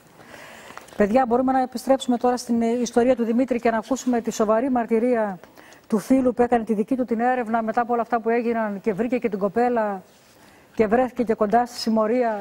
Μια συγκλονιστική μαρτυρία που νομίζω ότι λέει πολλά για το θρύλο του Αγρινίου. Μετά το διάλειμμα, τότε αστραπή σας παρακαλώ θερμά μια έκκληση για ένα παιδί που κάποιος ασυνείδητος οδηγός που έκοβε βόλτες εκεί στο πάρκο, το παράτησε με αποτέλεσμα να ακροτηριαστεί.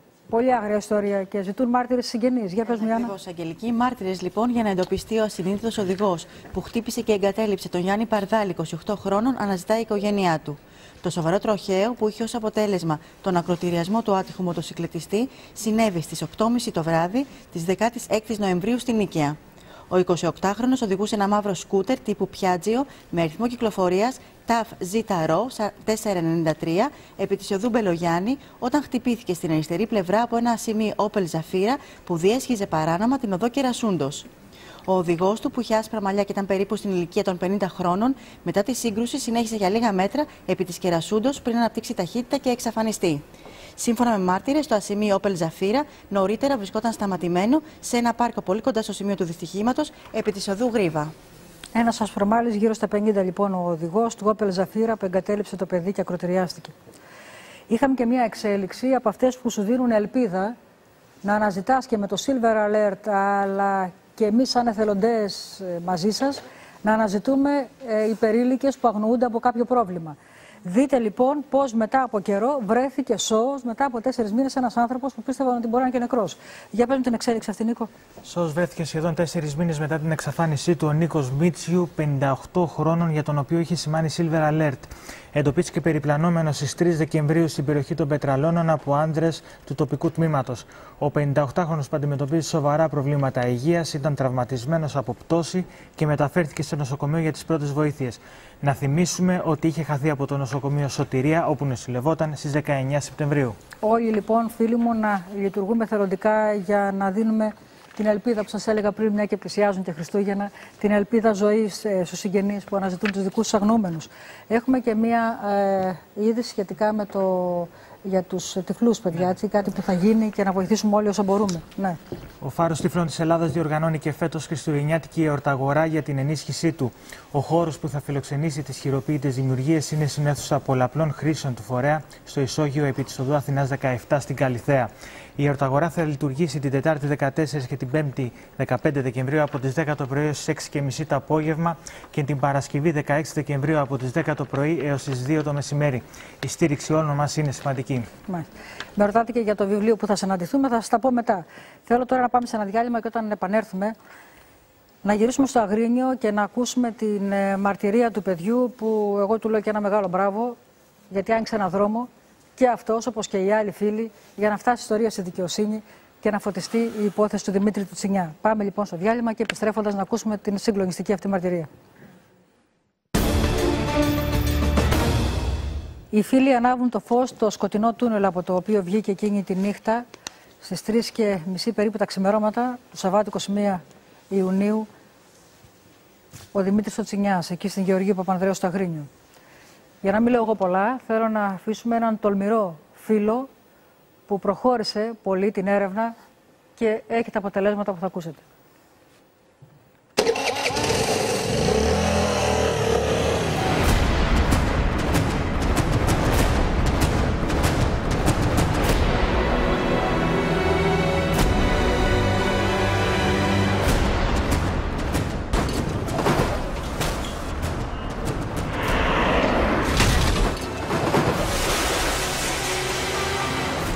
Εσύ δεν μπόρεσες να πιστέψεις ότι ήταν ένα τροχαίο. Γιατί, τι σε οδήγησε εκεί? Όταν πέθανε ο Δημήτρης, πήγα στο σημείο το οποίο έγινε αυτό το σκηνικό και από τα σημάδια που υπήρχαν στο δρόμο και από όλα αυτά, είδα ότι δεν μπορούσε να συμβεί κάτι τέτοιο. Ξεκίνησα να ψάχνω να δω τι μπορεί να έγινε, ποιος μπορεί να τον πείραξε, γιατί δεν γέμιζε το δικό μου το κεφάλι ότι εκεί πέρα μπορεί να γίνει κάτι τέτοιο με αυτό το μηχανάκι που αυτές τις συνθήκες.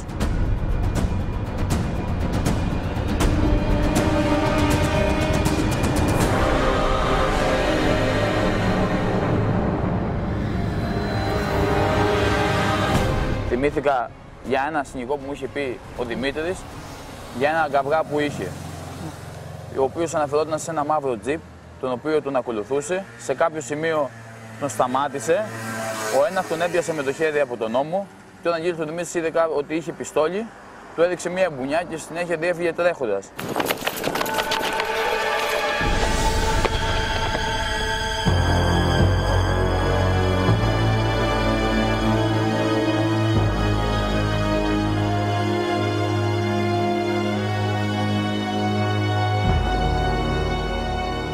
Το ένας είχε στο ένα του χέρι τατουάζ. Δεν γνωρίζω αν είχε στο αριστερό ή στο δεξί. Ήταν ένα μεγάλο τατουάζ. Ένα μεγάλο τατουάζ τύπου μανίκι, από ό,τι μας είχε πει τότε. Το ρώτησα τι θα κάνεις με αυτό, ξέρω εγώ. Λέει, όχι, δεν είναι κάτι, δεν Μίτσο, τώρα από αυτά τα πράγματα δεν είναι και απλά.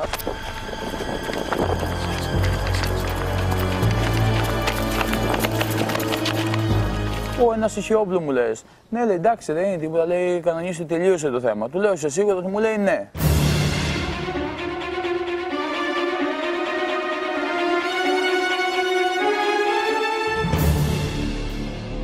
Το περιστατικό με το τζιπ, πού συνέβη, τι σας είπε ο Δημήτρης? Μας είχε πει ο Δημήτρης ότι αυτό το περιστατικό συμβαίνει κάπου, είχε γίνει στο πάρκο κοντά. Το πάρκο βρίσκεται εδώ πίσω μας, όπως βλέπετε.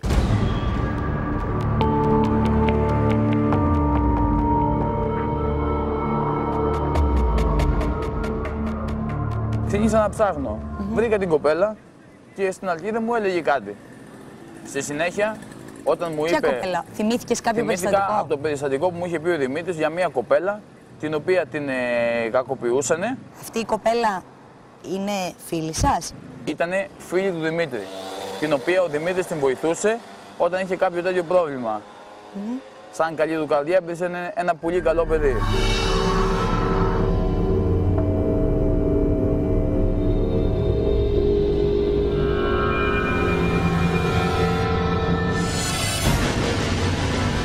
Και τι έκανες, βρήκες την κοπέλα? Βρήκα την κοπέλα, δεν μου έλεγε κάτι. Εφόσον... Της είπες το περιστατικό, υπάρχει μια επίθεση? Της είπα το περιστατικό και αυτά και μου λέει όχι, δεν ξέρω κάτι και αυτά. Ξεκίνησα να τη ζορίζω για να την πιέζω και πιο πολύ και πιο πολύ και κάποια στιγμή πλάταξε, έβαλε τα κλάματα έκατσε κάτω και μου λέγει ότι αυτή είναι αδίσταχτη, ότι είναι το ένα, ότι είναι το άλλο και ότι δεν μπορείτε να τα βάλετε εσείς με αυτούς. Ήξερε για ποιους ανθρώπους μιλάμε? Ήξερε για αυτό, ήταν τα άτομα τα οποία πειράζαν αυτοί. Λέω τι είναι αυτοί, με τι αμάξια κινούνται. Έρχονταν, λέει, και με πέρανε κάτω από το σπίτι μου με ένα μαύρο τζιπ. Πάλι μαύρο τζιπ. Ναι, πάλι μαύρο τζιπ.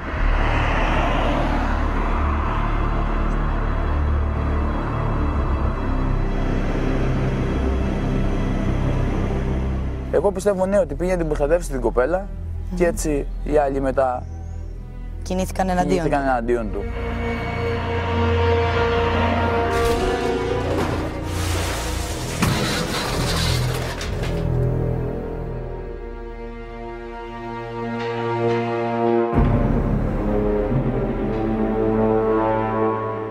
Είχε λάβει και κάποια απειλητικά μηνύματα. Ναι, είχε λάβει κάποια μηνύματα με απόκρυψη. Τα είδες? Τα οποία όχι, απλά μου είχε αναφέρει για ένα μήνυμα συγκεκριμένα ότι του είχε πει βγες σε εκείνο το σημείο, είμαι αυτός και αυτός.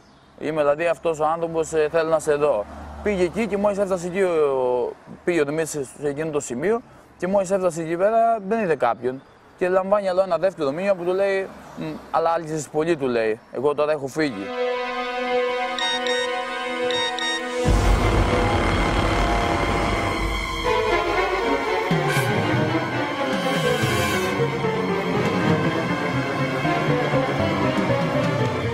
Τώρα που τα σκέφτεσαι έτσι όλα και είμαστε απ' έξω, ναι, καταλαβαίνεις ότι ο Δημήτρης ήθελε να σε προστατεύσει από κάτι και δεν σου έδειξε το μήνυμα, δεν σε πήρε μαζί του στο ραντεβού? Ναι, ήθελε να προστατεύσει όλους τους φίλους του από όλο αυτό. Γιατί ίσως να ήξερε με τι άτομο έχει να κάνει, τι δυνατότητες έχουν.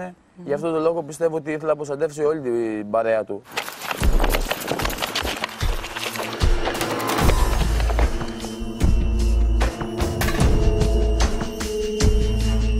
Δεν το μοιράστηκε με κανέναν? Με κανέναν. Μοιράστηκε κάποια κομματάκια που έδωσε κάποιος σε εμένα, κάποιον σε έναν άλλο φίλο του, κάποιος σε έναν άλλο φίλο του. Και έτσι κάποια στιγμή που καθίσαμε όλοι μαζί εμείς να δούμε τι έγινε με τον Δημήτρη, είδαμε ότι όλα αυτά βγαίνουν μια ιστορία. Ενώθηκε το παζλ. Ναι, που μιλάει για μια κοπέλα.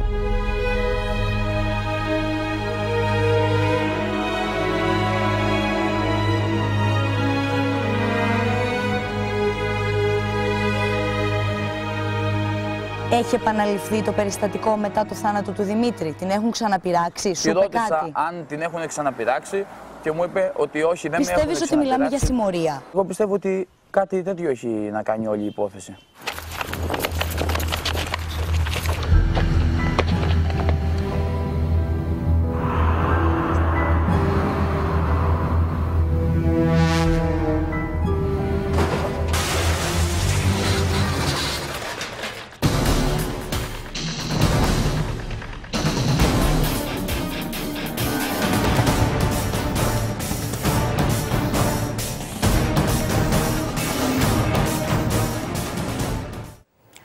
Τόλμησε ο Δημήτρης, γιατί ήταν τολμηρός παρά την ηλικία των 20 χρόνων, να αποσπάσει από τα χέρια τους, από τα νύχια τους αυτό το κορίτσι που κινδύνευε, αυτό το κορίτσι που είχε υποστεί την βία τους, κάτι που θα έπρεπε να το είχαν κάνει οι γονείς της, μη θέλω να γίνω σκληρή, αλλά θα μπορούσαν να το είχαν κάνει πιο δικά τους πρόσωπα. Το έκανε ο Δημήτρης σαν αδερφός και κάτι παραπάνω, ο φίλος. Τράβηξε την κοπέλα από τα νύχια τους και εκεί ήθελαν να τον εκδικηθούν. Του έκαναν σπάσιμο νεύρων, τον απειλούσαν με όπλο, του την έστειλαν εδώ, την έστειλαν από εκεί και φαίνεται ότι εκείνη τη νύχτα πια. 3:30 λέει, τα ξημερώματα του Σαββάτου 21 Ιουνίου, τον παρακολούθησαν που έφυγε από έναν άλλον χώρο. Είναι η μαρτυρία του φύλακα για το ύποπτο τζιπ. Πάλι τζιπ, όπως λένε οι μάρτυρες. Το χτύπησαν το παιδί πίσω, χτύπησαν τη μηχανή με δύναμη, όπως λέει ο πραγματογνώμονας.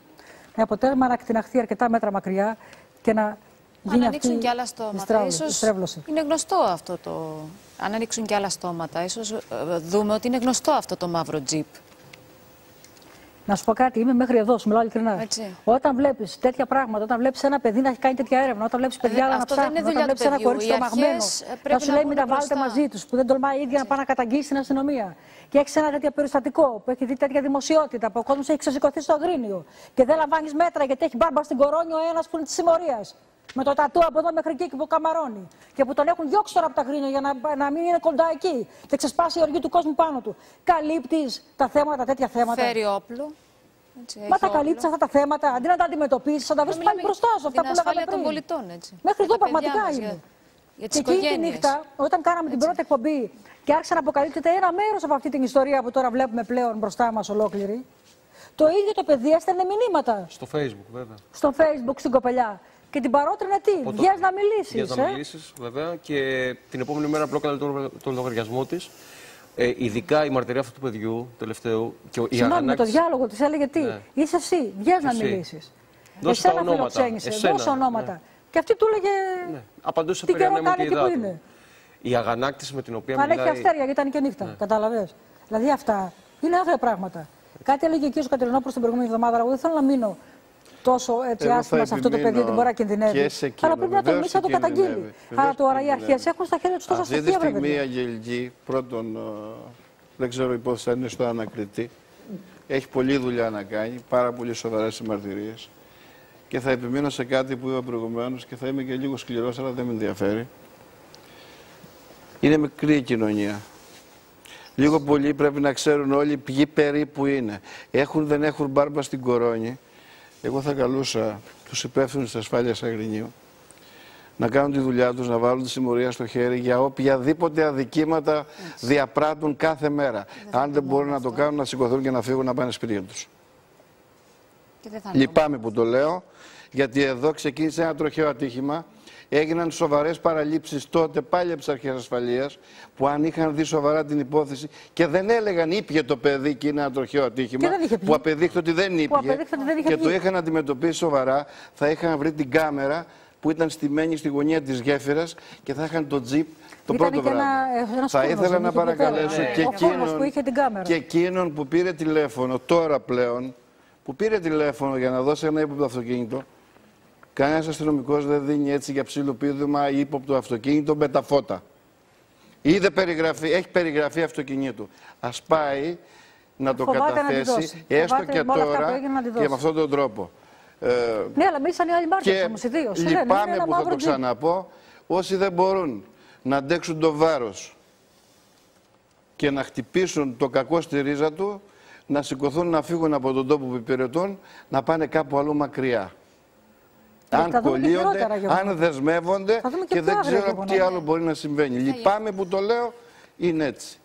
Μπορεί να μην έχει δικονομικό δικαίωμα αυτή τη στιγμή η ασφάλεια για να ασχοληθεί με το κομμάτι ξέρετε αυτό. Κάτι, συγγνώμη, αλλά η δικαιοσύνη τώρα έχει πολλά στοιχεία. Έχει δικαιοσύνη. Δηλαδή ξέρω ότι κάποια παιδιά σου έχουν καταθέσει. Και η ασφάλεια όμως από την άλλη πλευρά, επειδή οι συμμορίες αυτές δρούν και θα δρουν στην περιοχή, μισό λεπτό, παιδιά, μπορούν να κάνουν να πάμε πάλι στο σημείο, να πάμε στην Γεωργίου Παπανδρέου μαζί με την κυρία Άννα, που είναι κατατοπιστική. Και τότε που είπε σοβαρά στοιχεία, που κανείς δεν έδωσε σημασία στα σοβαρά στοιχεία που έδωσε, για το πώς κρύφτηκαν αυτοί με το αυτοκίνητο εκεί και για όλα αυτά που είχαν ξεκινήσει τότε. Και το τι και σήμερα το τι έγινε. Μπορούμε να πάμε πάλι εκεί στην Γεωργίου Παπανδρέου με την κυρία Άννα.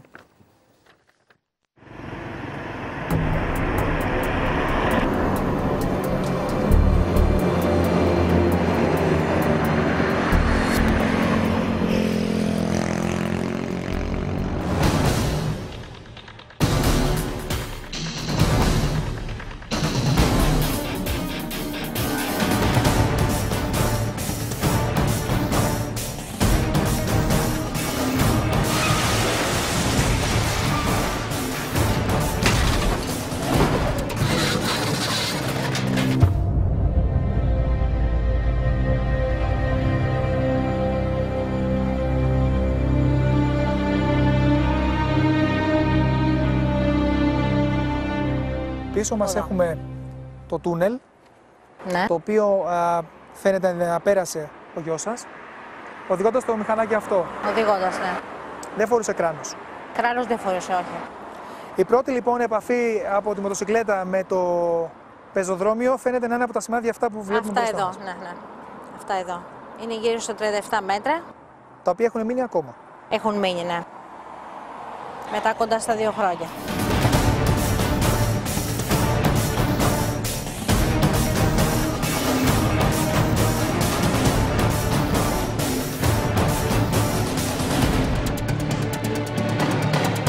Βρήκαμε θαύματα στα 14 μέτρα, περίπου, ναι, στα 14 μέτρα.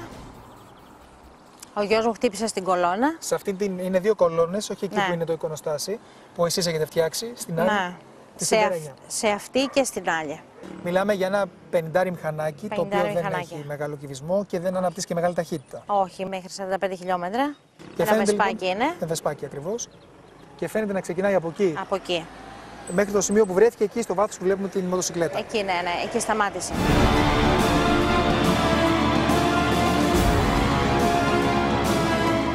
Οι κάμερες δεν λειτουργούσαν. Εδώ, έτσι. Ναι, εκεί.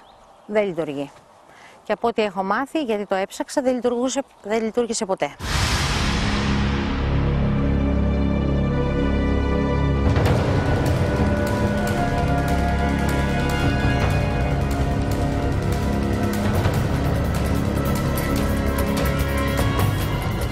Ένα ύποπτο αυτοκίνητο ήταν εδώ στο γυμνάσιο. Τα παιδιά δίναν πανελλαδικές εξετάσεις και ο συνήθως βάζουν φύλακα το βράδυ. Αστυνομικό. Αστυνομικό βέβαια. Και έμπαθα από μαρτυρία, έχουν καταθέσει κιόλας. Λέτε για το σχολείο εδώ, ακριβώς για το σχολείο μπροστά εδώ μπροστά, ότι περνούσε ένα ύποπτο αυτοκίνητο και από αυτή τη μεριά και από την πάνω. Και γι' αυτό κάλεσε και την ασφάλεια για να το ελέγξει. Δηλαδή ένα ύποπτο όχημα κινείται τη νύχτα, που συνέβη ό,τι συνέβη εδώ στο γιο σας. Ναι.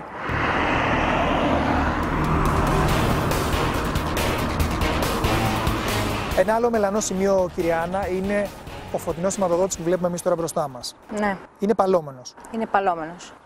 Εκείνη την νύχτα. Δεν λειτουργούσε. Στην αρχή εσείς πιστέψατε ότι ήταν ένα τροχαίο ατύχημα, όπως όλοι σας είπαν. Ναι, όπως μου είπαν και στην τροχέα που πήγα, μου είπαν αυτό. Αλλά δεν είναι όμως έτσι τα πράγματα. Γιατί και με πραγματογνώμονα που βάλαμε. Ορίσατε τεχνικό σύμβουλο λοιπόν. Βέβαια, ναι. Μας είπε ότι είναι ακριβώς το αντίθετο. Ότι είναι πλάκι αυτοκίνητο.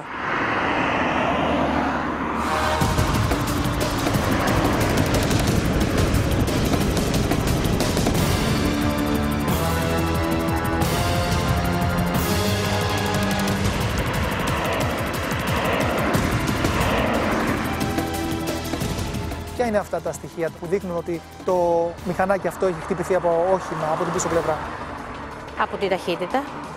Φαίνεται λοιπόν να έχει μια ανεπτυγμένη ταχύτητα. Πολύ ανεπτυγμένη ταχύτητα που δεν δικαιολογείται. Περίπου? Στα 90 χιλιόμετρα.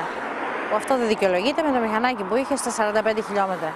Έχει κόφτη που σημαίνει ότι κατευθείαν μειώνει την ταχύτητα που πάει να αναπτύξει ο οδηγός. Μειώνει από μόνο του, βέβαια, ναι.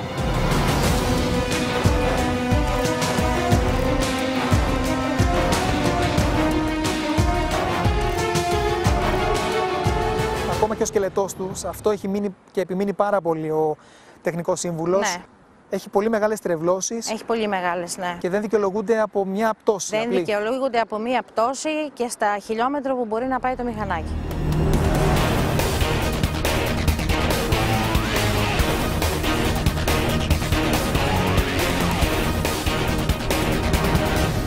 Υπάρχουν, κυρία Άννα, δρόμοι εδώ, όπου αν υποθέσουμε ότι κάποιος την είχε στήσει στον Δημήτρη, γιατί υπήρχε μια διαφορά με κάποιον, ναι.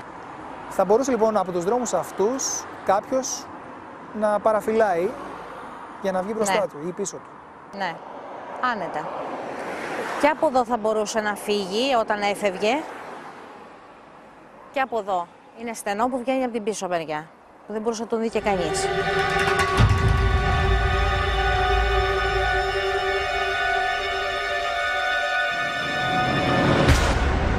Έχετε μάθει και για μια νεαρή κοπέλα, στην ηλικία περίπου του Δημήτρη, που φιλοξένησε ο Δημήτρης στο σπίτι του μπαμπά σας. Ναι, για 2 βράδια. Μου είπε ο Δημήτρης όμως που τον ρώτησα ότι του ζήτησε βοήθεια για κάτι. Δεν μου είπε τι ακριβώς, μου είπε ότι δεν είχε που να μείνει και ότι τη φιλοξένησε. Σας είπε ότι η πιθανότητα αυτή η κοπέλα να είχε κακοποιηθεί από κάποιους? Όχι, μου είπε ότι είχε ένα πολύ σοβαρό πρόβλημα και γι' αυτό το λόγο ζήτησε τη βοήθεια του Δημήτρη.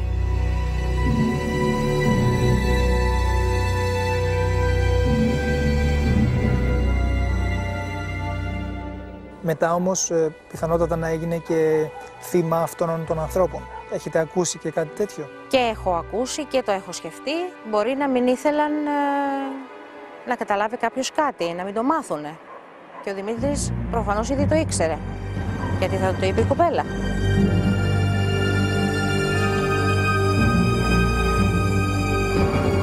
Και αυτά όλα, αν τα συνδυάσεις όλα μαζί, σου βγαίνει και το αποτέλεσμα ότι μπορεί να ήταν και σκεμμένο αυτό που έγινε.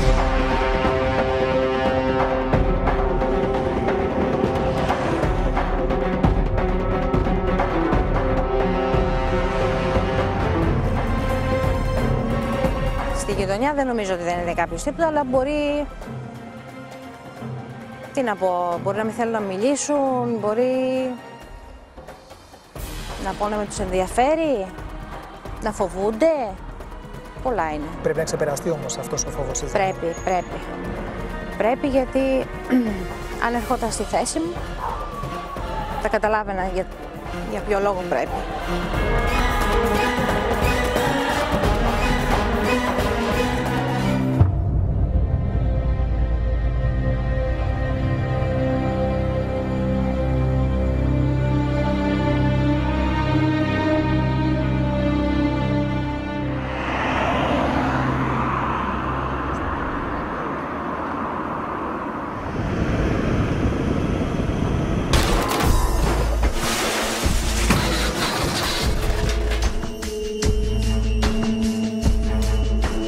Κυρία Άννα, επιτέλους βρέθηκαν άνθρωποι οι οποίοι μιλούν για το τροχαίο και βάζουν το τροχαίο σε εισαγωγικά. Δεν πίστεψα ούτε μία στιγμή ότι είναι τροχαίο. Έτσι δείχναν όλα τα πράγματα. Όλα.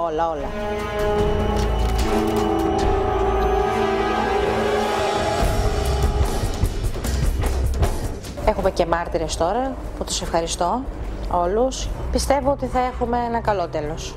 Έχουμε έτσι ένα φως δείχνουμε. Έχουμε ένα φως, ναι.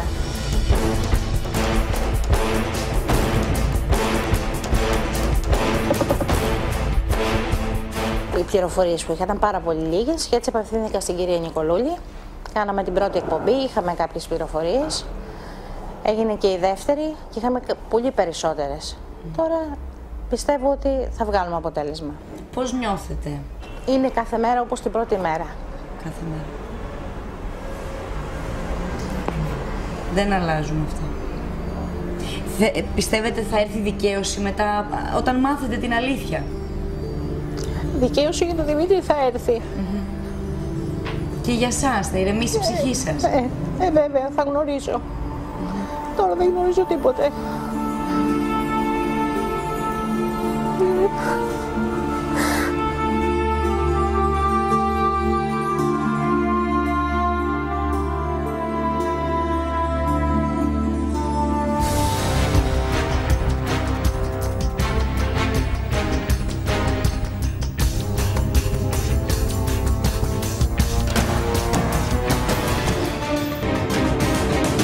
Πριν, φίλοι μου, απευθύναμε μία έκκληση για μάρτυρες σε ένα τροχαίο που προκάλεσε ακροτηριασμό σε έναν νέο άνθρωπο, γιατί τον εγκατέλειψε ο ασυνείδητος οδηγός.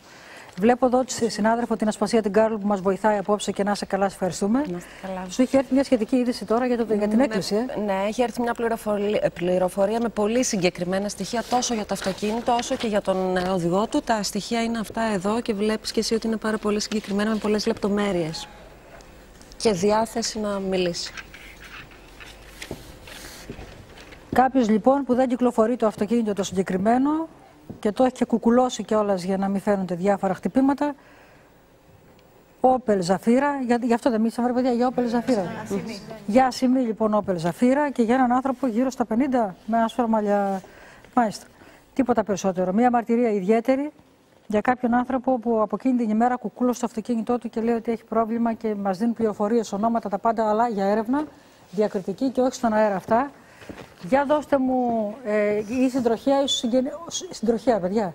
Συντροχέα που έχει επιληφθεί για το συγκεκριμένο θέμα. Και η τροχέα θα αποφασίσει για τα περαιτέρω. Έχουμε και ένα silver alert μιας κυρίας που χάθηκε από πού, από κλινική. Η κυρία εισήχθη σε μια κλινική στο Σωτηρία, δηλαδή 29 Δεκάτου, αντιμετώπιζε κάποια προβλήματα υγείας. 6 Δεκεμβρίου εξαφανίστηκε από την κλινική. Από την περιοχή των Καμινίων, αν δεν κάνω λάθος. Ναι. Η καταγωγή της ήταν από τη Βραζιλία.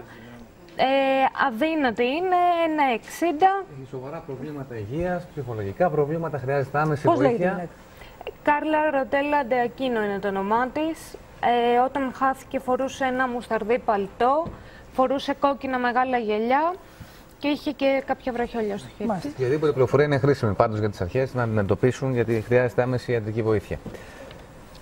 Επιστρέφουμε λοιπόν στην υπόθεση του Δημήτρη Τσινιά και βλέπω αυτό που σας έλεγα πριν, ότι μία μαρτυρία ακολουθεί την άλλη και από πολίτες που λένε για άτομα ύποπτα με παραβατική συμπεριφορά, άτομα που είχαν περάσει, συγκεκριμένα ένα βλέπω εδώ μέσα και από φυλακές. Τα είχαμε πει αυτά. Με μαύρο τζιπ. Λοιπόν, στοιχεία και ονόματα που πιστεύω ότι δεν είναι για τον αέρα, που πιστεύω ότι βοηθούν και τις δικαστικές αρχές στην έρευνα που κάνουν. Βέβαια και βοηθούν. Ξετυλίγεται το κουβάρι σιγά σιγά και πιστεύω βάσιμα ότι η αλήθεια θα βρεθεί και θα σταθεί η αφορμή. Θα κάνετε ένα υπόμνημα με τα καινούργια στοιχεία βέβαια, και τις μαρτυρίες πλέον. Άμεσα θα κατέβω στο... Έχουμε μάρτυρες, έχουμε στοιχεία πια. Βέβαια και θα υποβληθεί συμπληρωματικό υπόμνημα μαζί με τη μήνυση. Έχουν προταθεί μάρτυρες. Θα ζητήσω, φαντάζομαι, θα μου δοθούν από εβδομάδα και οι εκπομπές και οι προηγούμενοι και οι τωρινοί για να με σχετικό έτοιμο στο νομικό τμήμα, εφόσον είναι για αυτό το λόγο, θα τα βρείτε όλα αυτά. Πιστεύω ότι έχω βάσιμες ελπίδες και ότι πλέον θα βρεθεί η αλήθεια. Και αν μη τι άλλο, η υπόθεση του Δημήτρη θα σταθεί αφορμή για να προστατευτούν και άλλα παιδιά από παρόμοιες ενέργειες και άλλες κοπέλες να μην βρεθούν μπλεγμένες και να μην βιώσουν το γολγοθά που βίωσε η συγκεκριμένη κοπέλα, η οποία και εγώ τη συμβουλεύω. Και θα πρέπει και οι γονείς να έχουν άγρυπνο μάτι και ανοιχτό αυτί για τα παιδιά τους να τα προστατεύουν και όχι να καλύπτουν τέτοιου είδους προβλήματα. Κάτι έλεγε η κυρία Σμπουρδάκου, κάτι μου λέει και η κυρία Σμπουρδάκου. Αυτή η σιωπή της κοπέλας με βάζει και σε άλλες ανάποδες σκέψεις. Δεν θέλω να τολμήσω να πω μήπως αυτή η σιωπή της υποκρύπτει και κάποιες ενοχές. Ας τολμήσει να πάει να καταθέσει. Δεν κατάλαβα γιατί δηλαδή. Ακαδημαϊκός πολίτης είναι και είναι μια κοπέλα ηλικίας. Η ψυχολογία συγκεκριμένη. Η ψυχολογία, ναι, υπάρχουν και όρια. Εντάξει, θα το χειριστούν και οι ειδικοί αυτό για να βρεθεί μια άκρη. Υπάρχουν και όρια. Καταλαβαίνω τι λέτε, αλλά θέλει γιατί η υπόθεση αυτή θα οδηγηθεί στη δικαιοσύνη. Ποια θα είναι τότε η δικαιολογία της, πώς θα το παίξει, τεθλιμμένη. Θα δούμε. Θα δούμε, πιστεύω ότι θα έχουμε την εξέλιξη αυτή και από πλευράς δικαιοσύνης. Μας έλεγε η κυρία Σβουρδάκου για τη συμμορία και για το νόμο αυτό με το τέλειο, με το τροχαίο που καλύπτουμε το συμβόλαιό μας. Εκτελούμε το συμβόλαιο και καλύπτουμε το τροχαίο. Έξυπνο, δεν αφήνει τόσα ίχνη όπως ένα όπλο, παράδειγμα, ή άλλος τρόπος. Και είπαμε από την αρχή, τοποθετηθήκαμε και είπαμε ότι δεν είναι μια απλή ομαδούλα, είναι μια οργανωμένη ομάδα, η οποία έχει και ένα βάθος χρόνου και εμπειρία και δεν είναι και το μόνο αδίκημα αυτό. Κυρία Άννα, σας είδαμε και πριν να μεταφέρεστε στον τόπο, στα στοιχεία και στο σήμερα που δεν σβήνει με τίποτα το χθες. Να βιώνετε αυτή την ιστορία κάθε μέρα και να περιμένετε τη δικαίωση. Για ένα παιδί που στην ηλικία των 20 χρόνων, η τόλμη του, το θάρρος, την καλή του καρδιά, τον έριξε στην παγίδα, ας πούμε, κάποιον αδίσταχτον άλλον. Και εγώ το πιστεύω ότι πλέον το 17 θα σας δώσει άλλα φώτα και θα βγείτε από αυτό το τούρνο στο οποίο παγιδεύτηκε και το παιδί.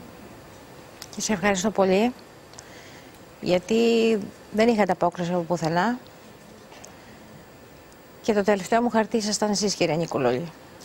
Ξέρετε κάτι, λέγαμε και πριν, ότι κοιτάξτε, αυτό λέγαμε στο διάλειμμα, ότι πώς πρέπει ένας πολίτης να κάνει και από μόνος του την έρευνα και να μην επαναπάβεται τόσο όταν του λένε κάτι και όταν βλέπει ότι τα δικά του στοιχεία, έτσι δεν είναι, και οι δικοί του οδηγούν αλλού. Θα πρέπει να κυνηγάει, να ψάχνει. Πόσοι όμως έχουν και τη δυνατότητα να το κάνουν? Γιατί δεν πρέπει να χαθεί και η εμπιστοσύνη και στις αρχές.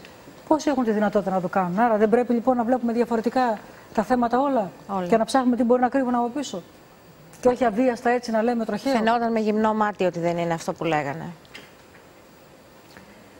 Θα τα πούμε, κυρία Άννα μου. Θέλω φίλοι. Συγγνώμη, σας διακοπτώ. Πρόληψη, αντιγκληματική πολιτική στην τοπική κοινωνία, τοπική αυτοδιοίκηση, συνεργασία πολλών διαφορετικών φορέων, για να μην υπάρχουν τέτοια θύματα και τέτοιες άλλες δολοφονίες. Κυρία Σβουρδάκου, εσείς είστε και στη Σχολή Αξιωματικών της Ελλάς, σαν καθηγήτρια εγκληματολογίας. Όλα αυτά τα λέτε, γιατί πρέπει και τα παιδιά, τα νέα, οι νέοι άνθρωποι να βλέπουν πώς θα κινηθούν στο έγκλημα, πώς θα τα αντιμετωπίσουν. Βεβαίως, είναι μορφωμένα παιδιά, είναι παιδιά του 20, βεβαίως, κάνουμε προσέγγιση, προφίλ δραστών. τους νόμους, παραλήψεις, τι έγινε, ποιος, γιατί, τα αίτια, τους παράγοντες, τα πάντα. Προσπαθούμε, προσεγγίζουμε όσο είναι δυνατόν και μην ξεχνάτε ότι ό,τι και να μάθεις στη θεωρία, μόλις βγεις, η πράξη επισφραγίζει κάποια πράγματα και βλέπεις Με ρωτάτε, φίλοι μου, πού θα βρεθούμε και με αφορμή το βιβλίο μου, το Έρωτας Φωνιάς, που κάνουμε την κουβέντα μας. Και ειλικρινά οφείλω ένα πολύ μεγάλο ευχαριστώ, γιατί βλέπω πόσο αγαπάτε την εκπομπή, πόσο έχετε δεθεί τόσα χρόνια και με το τούνελ και μας δίνετε ευκαιρία στους χώρους που συναντιόμαστε να τα λέμε, να μιλάμε για τα πάντα, με αφορμή και τις υπογραφές. Θέλω να δούμε ένα σχετικό βίντεο για το τρίτο βιβλίο που στηρίζεται σε μια πολύ κορταλιθινή ιστορία και να σας πω πού θα βρεθούμε αύριο και τη Δευτέρα. Το βιντεάκι αυτό τρέιλερ το έφτιαξε ο γιος μου, επηρεασμένος από τα αληθινά γεγονότα στο τρίτο βιβλίο, στο Έρωτας Φωνιάς. Να σας πω λοιπόν ότι σήμερα Σάββατο, 10 Δεκεμβρίου, από τις 6 έως και 8 το απόγευμα, θα βρεθούμε στο Public, στο The Mall Athens στο Μαρούσι, στην οδό Ανδρέα Παπανδρέου 35. Στο The Mall Athens στο Μαρούσι, στο Public 6 με 8 σήμερα Σάββατο. Και τη Δευτέρα, 12 Δεκεμβρίου, θα βρεθούμε στο αναγνωστήριο του Public στο Σύνταγμα, από τις 6.30 έως τις 8 το απόγευμα, στην οδό Καραγιώρου Σερβίας 1. Μας δίνεται η ευκαιρία να μιλήσουμε για πολλά θέματα με αφορμή τις υπογραφές για το βιβλίο και σας ευχαριστώ πάρα πολύ για την αγάπη που δείχνετε. Θα είμαστε μαζί και την ερχόμενη Παρασκευή. Θα είναι η τελευταία για αυτή τη χρονιά. Και μετά θα μπούμε στα Χριστούγεννα. Και θέλω να πιστεύω ότι και στην επόμενη εκπομπή θα βοηθήσουμε όσο μπορούμε σε ανθρώπους μας που έχουν χαθεί, σε ανθρώπους μας που μας έχουν ανάγκη. Και δεν θα αφήσουμε την υπόθεση του επιχειρηματία. Πιστεύω ότι θα πρέπει και εκεί στα σφαγεία να ψάξουν περισσότερο και να δουν πού έχει γίνει το μπέρδεμα, αν έχει γίνει στις ώρες, στις μαρτυρίες. Γι' αυτό και υπάρχει και αυτό το θολό τοπίο εκεί στην περιοχή. Θα επανέλθουμε λοιπόν με μια βαθιά έρευνα για τον επιχειρηματία, γιατί βλέπω και άλλες μαρτυρίες που έχουν φτάσει εδώ για το Γρεκό, γιατί είπαμε ότι αυτή η υπόθεση μετά από 37 μέρες πόσες είναι, θα πρέπει να οδηγηθεί στην έξοδο ενός φωτεινού τούνελ. Και όχι να δείχνει σαν κάποιοι να την πιέζουν να μείνει στο σκοτάδι θα μένει. Τουλάχιστον όσο μπορούμε και με τη βοήθεια των συγγενών δεν θα την αφήσουμε εκεί.